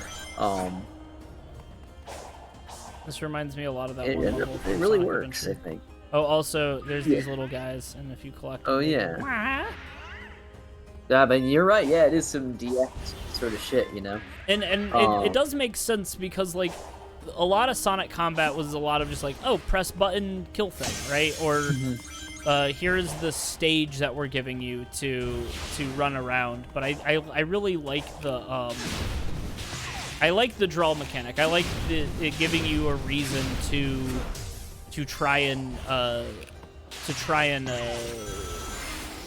outmaneuver your enemies, basically. Yeah, well, and it's just like, well, Sonic likes to run, and we're just gonna make all his combat run based. I don't need to fight these guys. Yeah, it certainly feels more appropriate than all the strange, like, fantasy attacks that he kind of gets in this cybery world. It's I think one of the most like, thematically appropriate new mechanics they've given to Sonic since Sonic Lost World let you walk on walls and parkour and stuff, which I'm still bummed that they didn't polish up and instead kind of left behind. There seems to be a lot of that where game designers will, like, have a good idea, not game designers, like, not individuals, but, like, you know, you see that happen in Pokemon where it's like, here's this good thing that is universally loved, but it had some problems, and then they're just like, well, then we're not gonna touch it. Yeah, hey, that's the legacy of Paper Mario. Yeah, that's a really good example. They thought for the longest time, it was like, yeah, we, like, surveyed once and we just didn't think people lighthouse. wanted these things anymore. Lookout tower, maybe? And so it's been like, what opinions do we have on Unleashed? So I only ever played the Wii version. I want to play the 360 version at some point. But I had a weird sort of experience with it where, like, I did like the runner stages somewhat, but I missed that they were so on rails. I liked having more control of Sonic, a la, like, Sonic Adventure. And so that kind of bummed me out. Like, I spent some time trying to S-rank them and everything, but it was really clear to me quickly that there were like 7 or 8 actual Sonic stages in the game, and the rest were side missions to add them.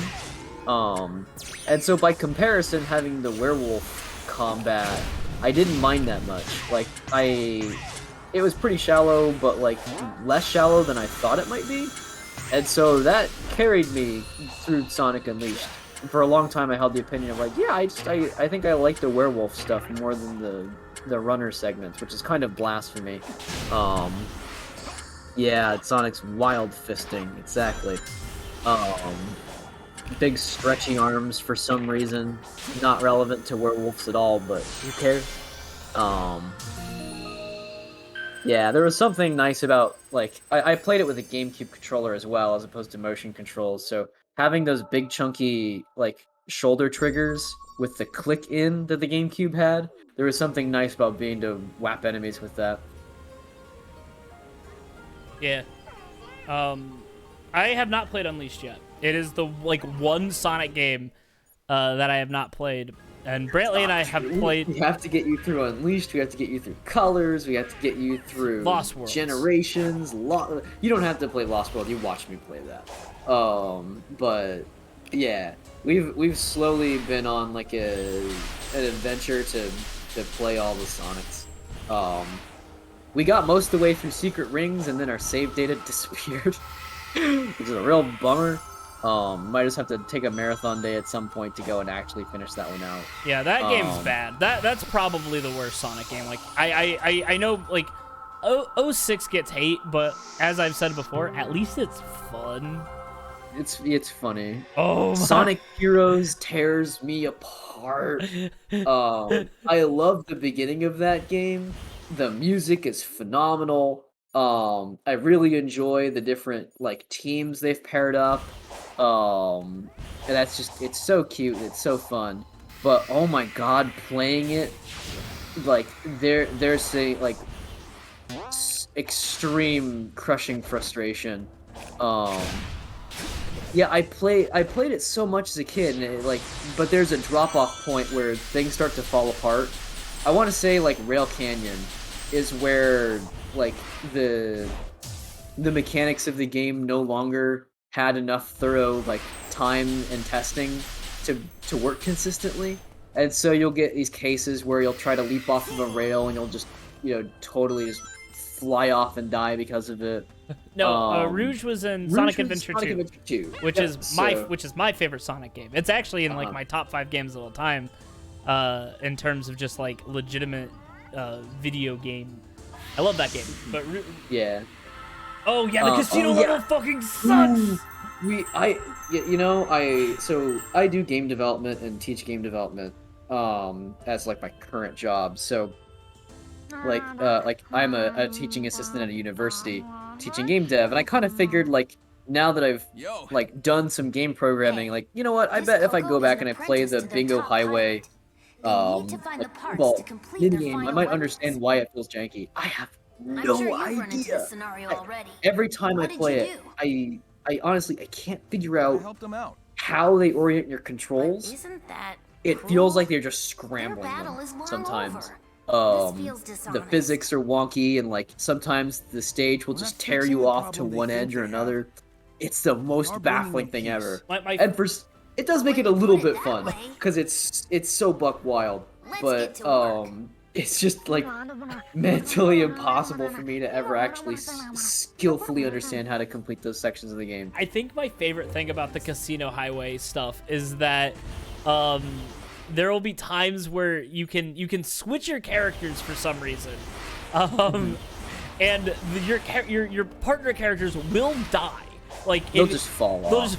The AI will just careen them off the side of the edge. And so there are times where you will die, and you'll be like, "All right, well at least I still got Espio here," and then you swap to Espio, and Espio's falling 10,000 feet to his death already. It's like, fuck! It's so funny. It's like you have like this small amount of hope, and you're just absolutely ruined by.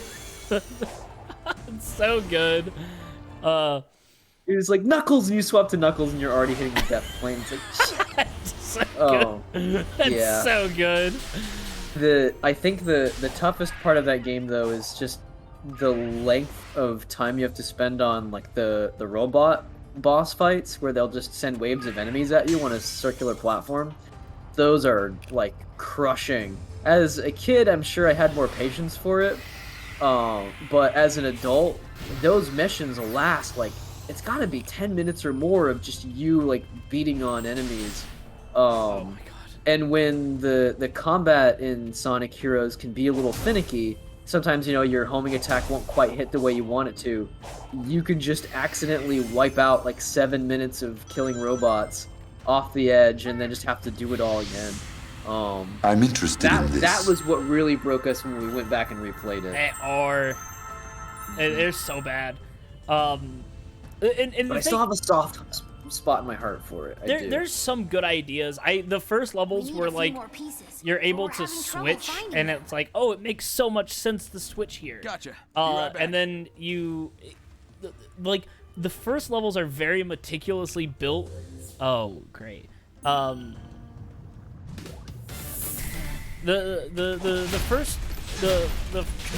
first few missions are so meticulously built for the platforming. Oh, I have to pick them up. They don't come to me. This is real good. Oh my god, there's so much. Yeah, it feels like some of the mechanics later, while they're trying to use the different team members, so many of them just kind of slow you down. It did introduce Omega though, and Omega is a real one. Yeah, Omega's a great character. The IDW comics especially. Yeah, Roger Craig Smith also voices in Apex, exactly. So, and that's a very like his Sonic voice, and Mirage, like almost like right on, like, you know, very little difference between those performances he does. So, yep, nice catch. Yep. Let's see. Oh, in the IDW comics, Omega is a fairly prominent part of certain arcs of that, and he is such a fun. It's clear they just like had a blast writing him. Yeah. Roger Craig Smith. He's been Sonic since Colors. Yeah, he's done a great job. Like, he's kind of my Sonic now. Like, obviously, I'll always remember like Jason Griffith, Sonic X, and onward Sonic 2. But Roger's been in it for so long. I remember when they announced that he wasn't going to be Sonic, and we all panicked. And then he was like, "Wait, actually, I will still be Sonic." Like, it seemed like he was going to leave it behind or something. I wonder if they like decided, "Hey, we're going to pay you more" or something. Roger Craig Smith. Yeah. Because there was a point where he was like, "Yep, I'm no longer Sonic." Oh my god. Oh, Grant. Oh my god. You have to go fast. No! Well, not that fast. No! Well, this time you know that you have to pick up the stuff directly. Let's see. But yes, in the IDW comics, Omega is in it, and he's just bloodthirsty at all times. And it just makes for some great writing. Because the IDW comics kick off pretty quickly into like a zombie style arc. And so the thing is like they're basically like robot zombies, sort of, where they're like metallized from Eggman's experiment, and so that means that they're practically invincible, and so Omega doesn't have to hold back, and he's just like, "Oh, this is great." You know, instead of blast everything in sight with extreme prejudice. God damn. Yeah, I'm stuck under the platform. This is awful. Oh, this is some lethal lava land shit right there.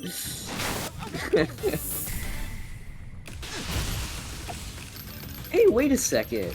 I think I just heard the sound clip, like the normal sound clip instead of that. Oh yeah. It's this. There's a normal version of that, and then it's audio corrupted. It's super good. Huh. It's almost as good as the audio corruption in Spyro Enter the Dragonfly. Which now that our save file is broken, I do want to find a way to play that on stream sometime. Just because that game is good. Good with like 16 quotation marks around it. And what exclamation It's in that Sonic mark. it's in that Sonic 06 territory of so awfully terrible to play, just a dog shit experience, except that it's occasionally funny.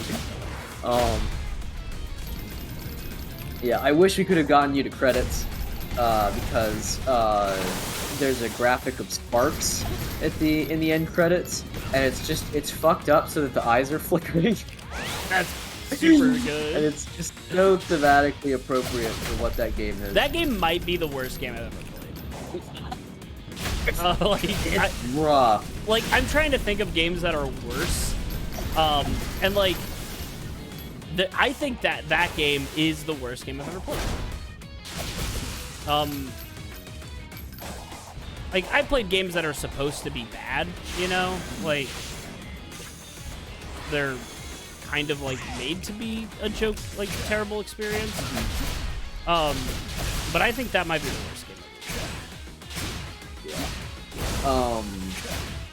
You know, I almost bought Sonic Boom on the Wii U once. It was like $2 at a GameStop, and I didn't bite. Or maybe it was like 15. I did see the Animal Crossing Amiibo Festival. That was like $2. All right, real quick, we gotta watch Sonic Dance. Yeah, and then I'll address his chat comment. I know, I saw that Nate said that, and I know that you're like, oh, fuck yeah, I need to talk about Sonic Adventure. I'm not Sonic Adventure, Star Fox Adventure. Well, that's it. The canon is complete.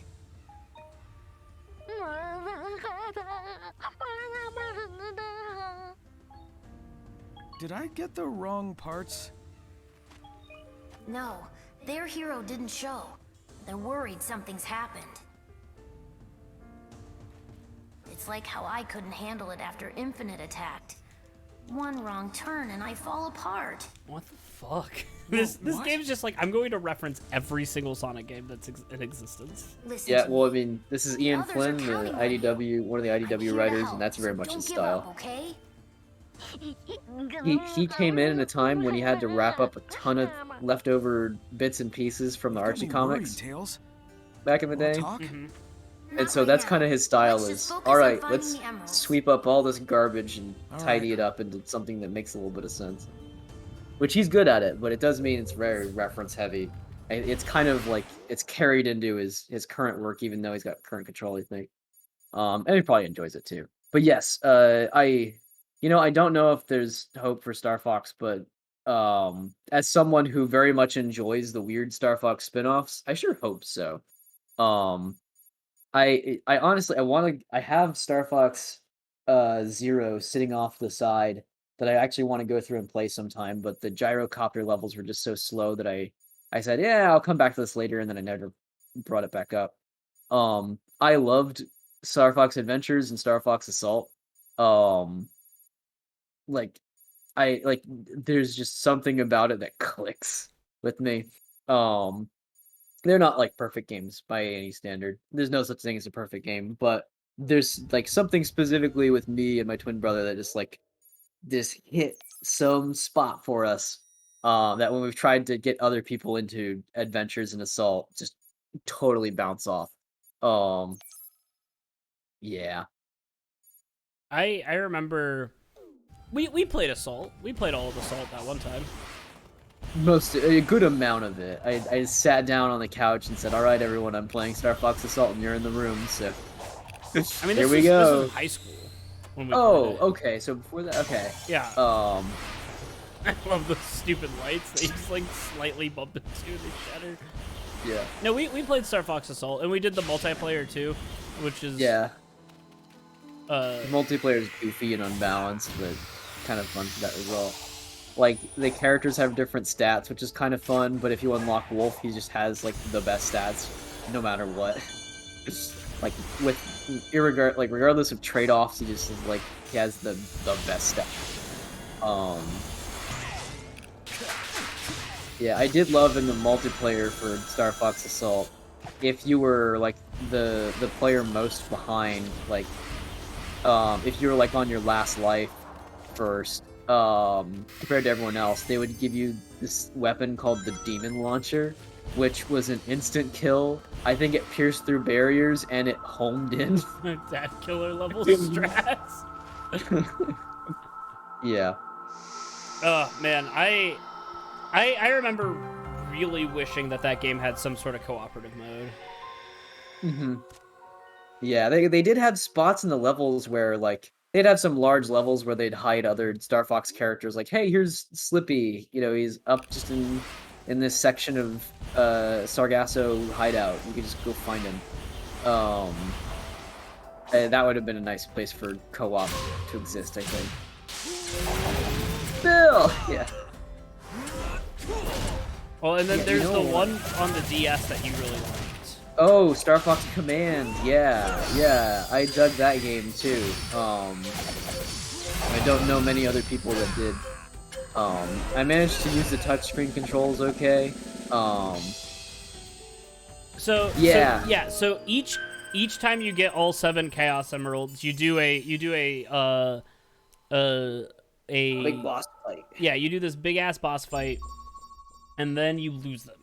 So we've already gotten the Chaos Emeralds like 7 times. So as far as we know, this place has been created. There are still 7s. They just get taken away from you because the islands were created to protect the Chaos Emeralds. So every time you come to an island, it rips them from you and then it puts them back in their safes. Yep, it would seem that, yeah, these islands seem to be like the indigenous grounds of like what they call the Ancients, which basically would become like, I guess, like, you know, Chaos, Chow, whatever. They look very much like Chaos. Yeah, from Sonic Adventure. Yep, so they've sort of prequelized some lore in here. Oh my God. And so they actually have devices that are meant to harness the power of the Chaos Emeralds, or like, or maybe more so protect them. So many fucking fishing tokens. Yeah, time to let these slot machines roll forever and give you more fishing tokens so we can go fish with Big. Do you want to do some big fishing before we end off this stream? Well, the thing is I'd have to go there, right? So, that's true. So the fastest way to do it will be to I'm interested in this. the fastest way to do it will be to almost done here. Can you take our 100% friend the and map. find a couple more parts? Which I'm close to. I just need to do. I need to get the drawbridge down, and then I think I will. All right, we're gonna go do another parts mini game. Look how mad Sonic is. This scene is so long. Yeah. Oh, that'll be why. Sage. It's everyone's. Teleports behind you. Sonic most of your life. Nothing personnel. And? Kid. Your imprisonment within cyberspace. The defeat of the Ancients' Titans. Do you trust how This he's is Eggman's handling it daughter. with your life? Yeah, she's a program that Eggman has harnessed from this island, I think, right? No, he made Sage to enter the island, and then she got all her personality So from you're the saying you have island. faith in him? Yeah. And like, there's like a bunch of stuff where he got a like talks lifetime about of data Sage to and how back up much my he observations. likes her, and he's like, Your loyalty my is daughter, founded I on mean empirical Sage. data. It's very I can it's very appreciate cute. Yeah. The feelings he inspires in you and the others. Is that a facet of being alive? Everybody loves And Sage. yet all your love and loyalty will amount to nothing. Yeah, I would recommend go and listen to the What are Eggman you logs from talking this about? game. I'm sure someone has a video just of all of them. Perhaps it is kinder if you don't know.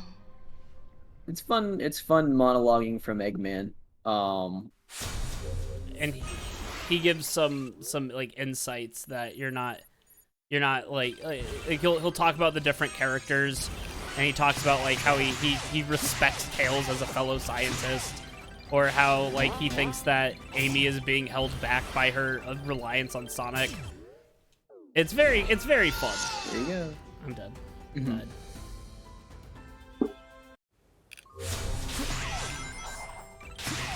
There isn't a Coco on the, because I honestly have no idea how to get back to that island. Just because this is such a miserable fucking thing. I hate this stupid.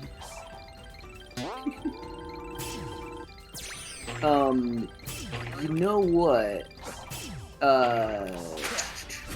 Eggman does have a like nephew in the Archie comics named Snively. I'm not sure if that's who you're thinking of.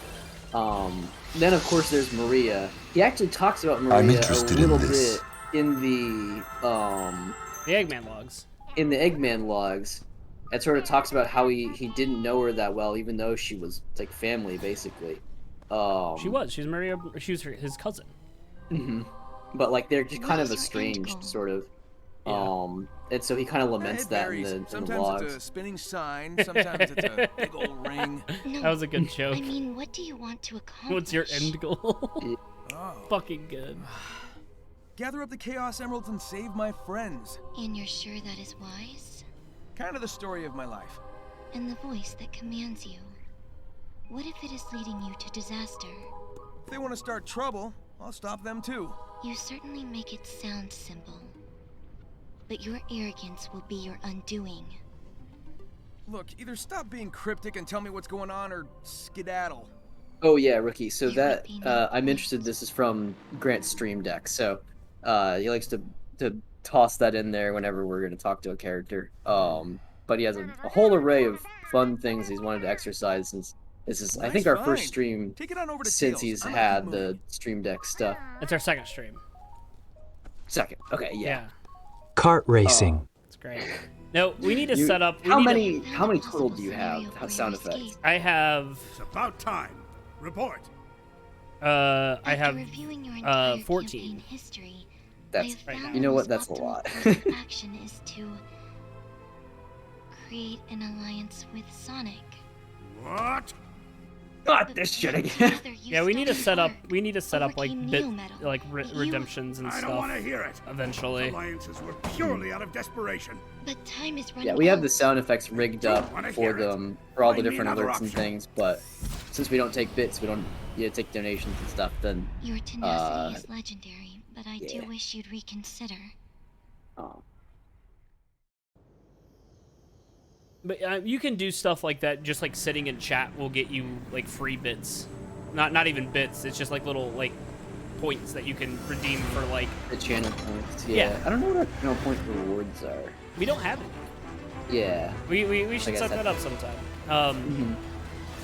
These helicopters are about to kill Eggman. They're not going to.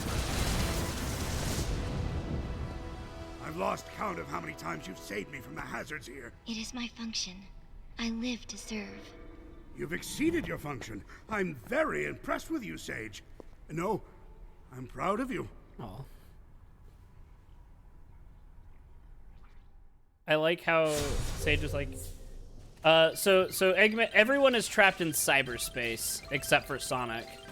And so, So boy, am I glad that they're in there and we're out here. he's in there and I'm in here and he's the sheriff and I'm in there. I just Oh wait, remembered. I just remembered. Where's the caveman? So yeah, essentially, while there are these like open world segments of the game, there's also these shorter cyberspace levels that you'll go into. So those are more like standard Sonic levels you'd find like in Sonic Forces, really short platforming challenges. So it's kind of their excuse to have the open world and also regular Sonic levels. And so they'll splice in things from prior games and areas, so like they'll have like, hey, you're gonna go to Chemical Plant Zone, sort of, but it's really a cyberspace replication of that.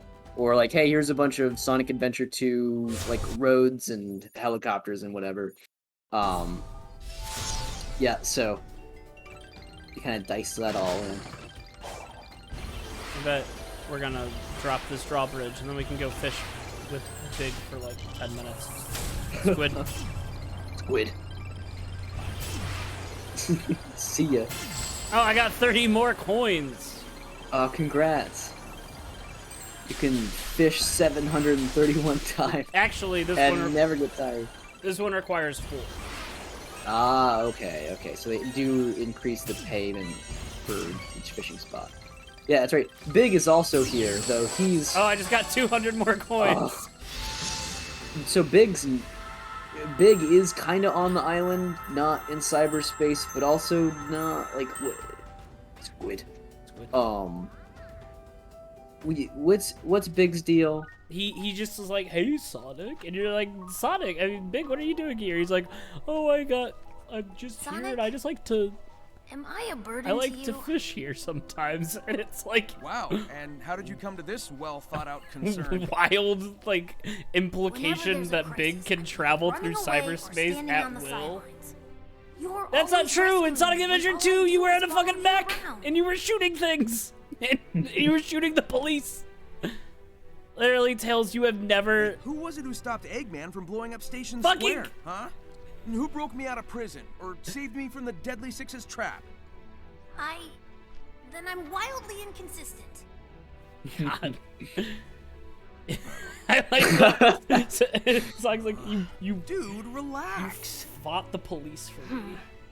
Both the government You've got institution brains like and the Eggman, band. speed like me, and can fly with your butt. You beat the shit out of Sting, the It's lead okay singer if you still of need the help police. sometimes. That's just part of growing up. When did you get to be so insightful? I have my moments. I like, Yeah, sometimes when you got that low self-esteem moment, you gotta just treat They yourself say right. the bridge is out. the bridge I'm is... sure we can fix that. I'll have a look around. Ugh. Alright, I fucking hate this bridge because you could clearly just run over it. Yeah. Alright, what's the mini game here? Oh, It's exactly what you tried to do, but now they'll let you do it. what the hell? There he goes. So long.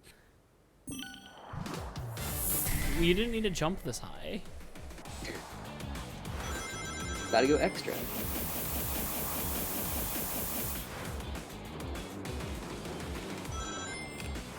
Those ring segments give me kind of a Nights into Dreams vibe a little bit. A little like Knights.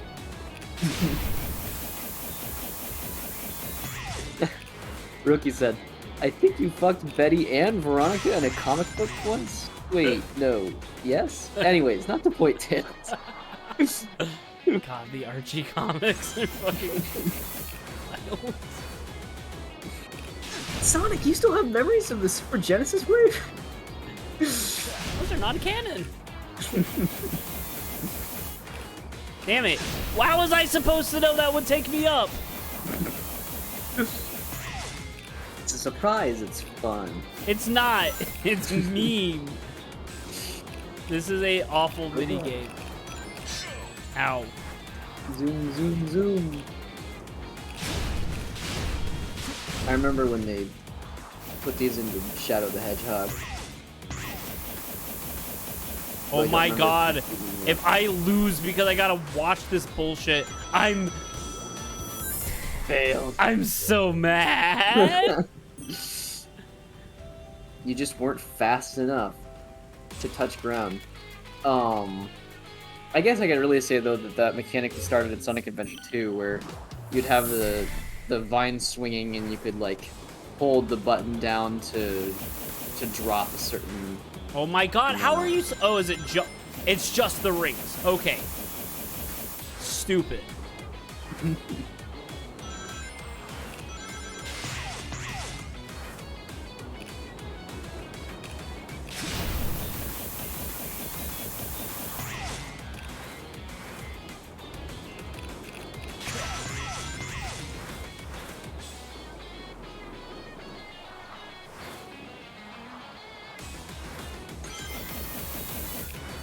I'm just concentrating on you doing this part. I know, I'm very focused. Gags will resume after. No, that one you just didn't know. It was just whatever. You know, it's gonna be tight. God damn it.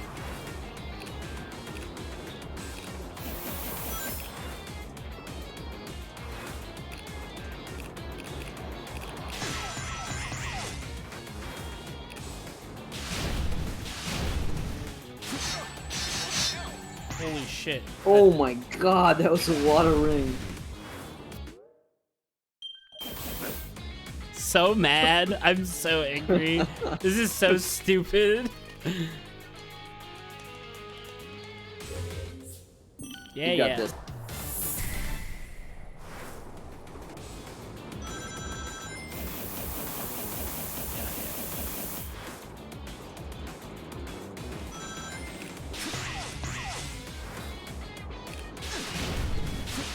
I don't know if that's actually faster. It might be. It's a little hard to tell.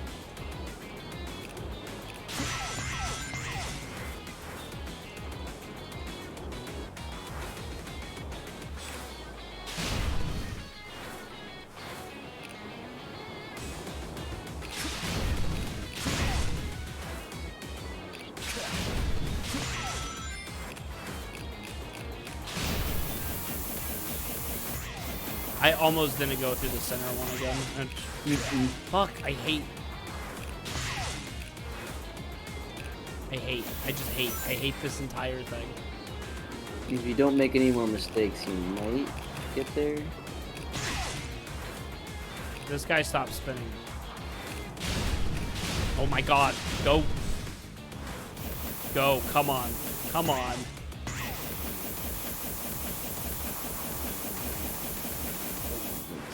No, my god, it's same as last time. Oh, I'm so mad. This is so frustrating. Here we go again. 4 times the charm. Yep, that's what they say. 2. Wait, no, it's 1. God damn it, I got the quote wrong.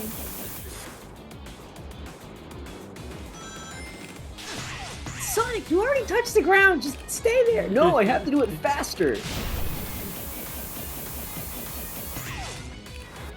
Go back to having a crisis for a moment. Let me have this. It needs to be cool.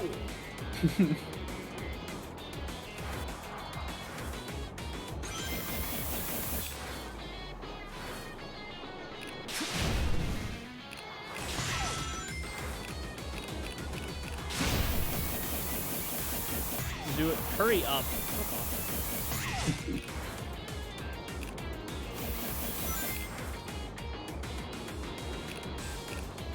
This reminds me, I have to play Nights into Dreams sometime. It's not even a long game, I just have to like, commit a night to it. A night for nights, hey. Yeah, you did it. There's a stream title. That's it. You did it. Alright, we did it. We did it. We beat Huzzah! the game. We beat the game. We bridged the gap. Now let's I get bet you this... won't have nearly as much difficulty on the next boss. Let's press this button. That was very unsatisfying. I really hoped you just gave a big old slap.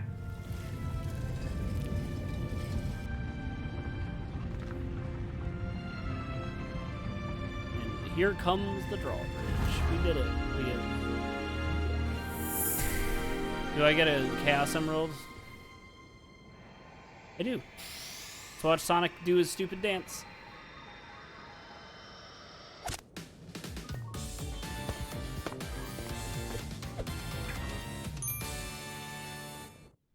You think Sonic learned close-up magic just so he could do that? Yeah. He clearly has a lot of spare time.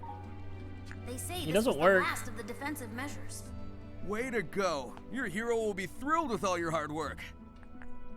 Who do you think their hero is? Better not be Blaze the Cat. Oh, he's gonna die. See ya. God, it's so dark. And I'm proud of you. Don't forget that. I won't.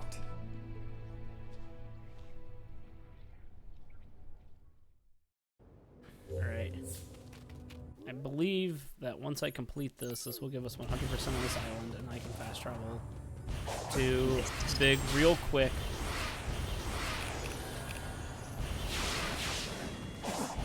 Sonic and Tails conduct an exorcism. No! Oh, it's Nightlock. No! I'm so mad! Like, what do you do here? You can't wait. Sonic doesn't have a concept of waiting. I just gotta sit here. Like, it's so stupid. Why?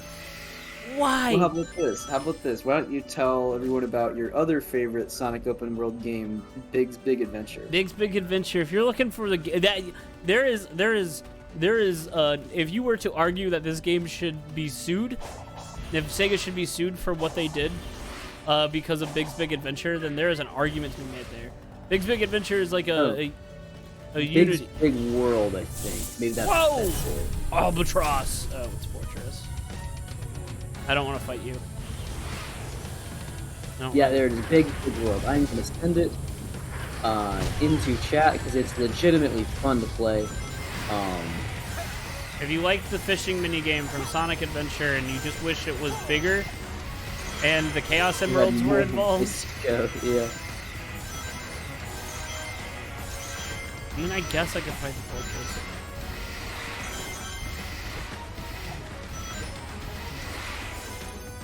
Here we go. Here's the link. I've never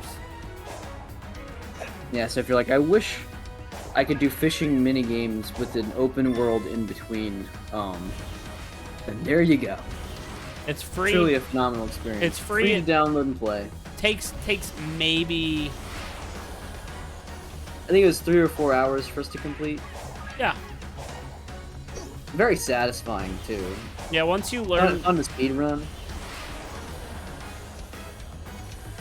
I know Spagoner here on Twitch actually would spend a stream just trying to do speed runs, trying to get the whole thing done as fast as possible. I think people have done it in 15 minutes. Mainly hedging on first you go and get the white Chaos Emerald to be able to see where Froggy is. If you can guesstimate where that is well enough, then you can gun right for that position and then try to essentially catch him right then and there. Blast. a lot of fun. Alright, you're on those rails.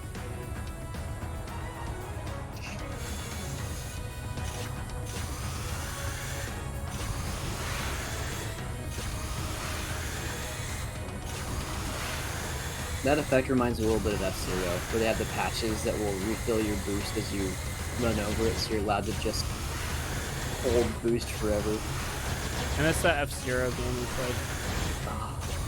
That F-Zero in the arcade is such a wonderful experience. Truly one of those cases where, having it in that physical arcade form really makes a great difference.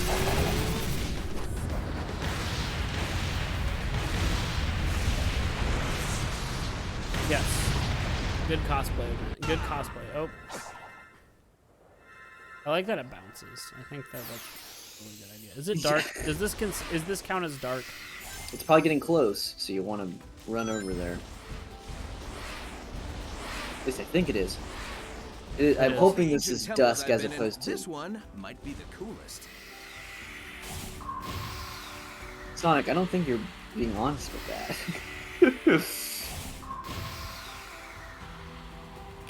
Right. Two.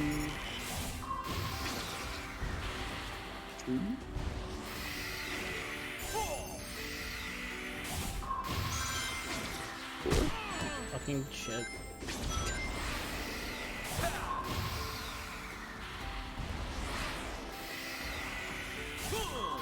This is going on for quite a while.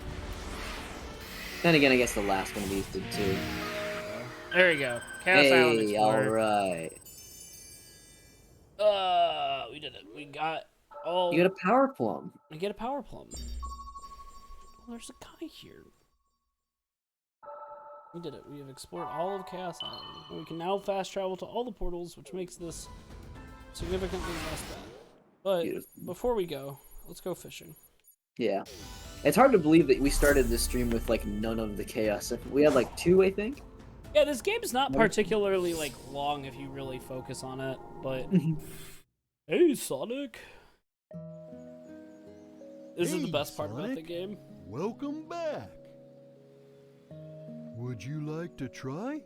I'll let you borrow a rod. All right, let's go fishing. Use Big's rod. Don't think too hard about that. I fucked up. Fucked up. I'm not. There goes 4 coins. Just kidding. It might have been 3. Don't spend them until you don't can. Don't worry, I can get them again. Ah, man. Oh, it's the scroll to travel to the Hermit Cocoa. 32 tokens.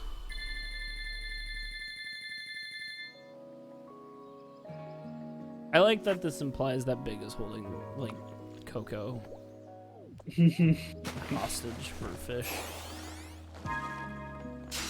He thinks it's just fun. Oh, it's a starfish. Wow. That's not how you catch starfish. Well, it's also not how you catch goalposts either, but we pulled one of those once. Yeah, but like, if someone polluted a goalpost, you might hook it. Yeah. Not again. Wow. It's at least a C+. There you go. What's everyone's favorite fish? What's the best fish? Not your favorite. Coelacanth. What? Oh, that's an alligator. Wait. Oh, excellent. It's an alligator. Oh yeah, crocodile. Remember when these things tried to eat you in Sonic Heroes?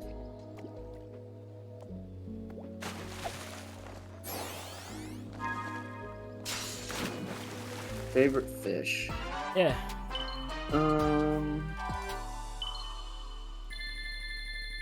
Are we extending this out to cephalopods? No, those aren't fish. Okay. They're cephalopods. You answered your own question. They're not in the taxonomy of fish. Yeah. But I figured, you know, seeing as you're a leftist, I thought you'd be more tolerant than that. But not when it comes to taxonomy, baby. Just kidding. Taxonomy's bullshit. I think there is a way that like you can categorize mammals as fish based on like the way that taxonomy categorizes fish. Mm-hmm. Oh yeah, shit. well, I mean, discovery of animals is a moving target. Like, you know, we got to start somewhere, and then eventually things will stretch and change, and our understanding of the rules that we've made will, you know, have to flex with that, or otherwise become more and more obscure. But for real, let me think. Item box. That's my favorite fish. Let's see. I do like koi. Koi are nice to look at. Especially where we're from, there's an amusement park that would have this. It was a koi pond, right? You could feed them food. Oh no, those are carp, which are Carp. related to koi. Not koi. So I guess carp are fun too. In that Are you talking about the big gross ones that would swarm? Yeah. This should not be in a pond.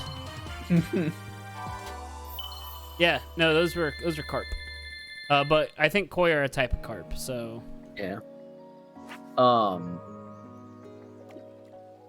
Yeah, the sharks are Blahaj sharks are all the rage right now in my circle at Tumblr. Cause don't they sell like the plushies at IKEA or something? Well, Blahaj is the name of the plush shark. That's it is not. It is not a type of. It is not. Not a type of shark, but it's the IKEA. Yeah. Blahaj. The best fish is the slippery dick because it has a funny name. Is this why you asked the question in the first place, just so you could bring that up? Yeah. Oh, it's another hammerhead shark. It's a polka dot hammerhead shark. Crappies are also funny for the same reason. I think the best thing about fish is that whoever got to name them just gave them the stupidest fucking names. Like, fuck these creatures. I'm gonna hate this thing on frame 1. Ah, it's another starfish. You got 4 tokens for it. Sand dollars. Do you think that Big really understands the concept of money? Hell no. This spotted fuckhead. I would not put it past some scientists to be like, oh yeah, this guy's a spotted fuckhead. No, those really love the deep water dipshit. Yeah, a deep water dipshit. I almost made you miss that quick time event. Oh, stingrays are good. Stingrays are funny. Well, but then stingrays have a popular kill count, so it's no. But that was just stingray doing stingray things. Yeah, but it's still like, you know, it makes it a bit of a broody experience. Oh fuck! Yeah, spotted fuckhead's gotta be... We need to make it happen. Yeah, we gotta go discover a fish. Goal. All right, everyone, go to your nearest body of water and start swimming around. Document everything. Dive until it gets dangerous, and you'll probably find something new. Loach. Oh. The fishing minigame in Ocarina of Time was never one that I could really totally wrap my head around. I don't think I ever bothered to go all the way and get the Hylian Loach. I think I gave up before then. Crap. The cycle is complete. Yeah, we can end on the crab. Let's go. Let's buy a bunch of. Would you like to try? Buy a bunch of shit. I'll let you borrow a rock. What, you don't want to spend the other 858 of your tokens?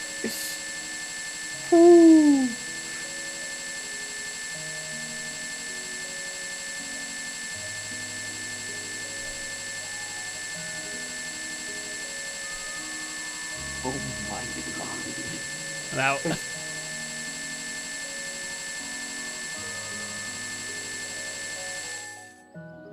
Would you like to try? I mean, you have one left to spend, but that's fine. I can't spend it. A little treat for me. Oh, there was nothing worth one. I don't think so. All right, let's go. First off, let's see how much my... Yeah, I know. I can fast travel to Hermit Coco now. Let's see our catch completions. We've caught all the fish. Wow, yeah! Now we're gonna go see if this maxes out our damage.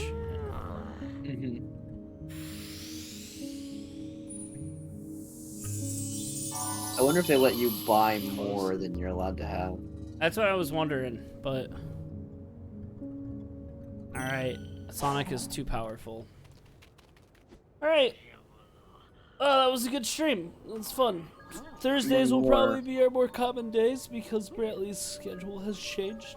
Yep.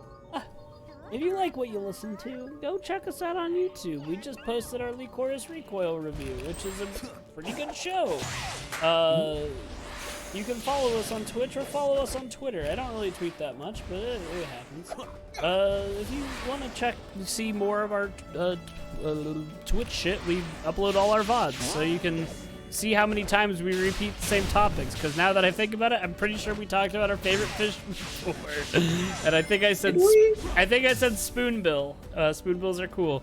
Or you don't need to do any of that because. Okay, wait. If you want to see us next time, Thursday at 7 is when we tend to start. And we usually go till 9. We went a little longer this time, but yeah. Who knows? We'll see how it goes. Alright, thank you very much. You don't need to do any of that shit, because we are not your dads.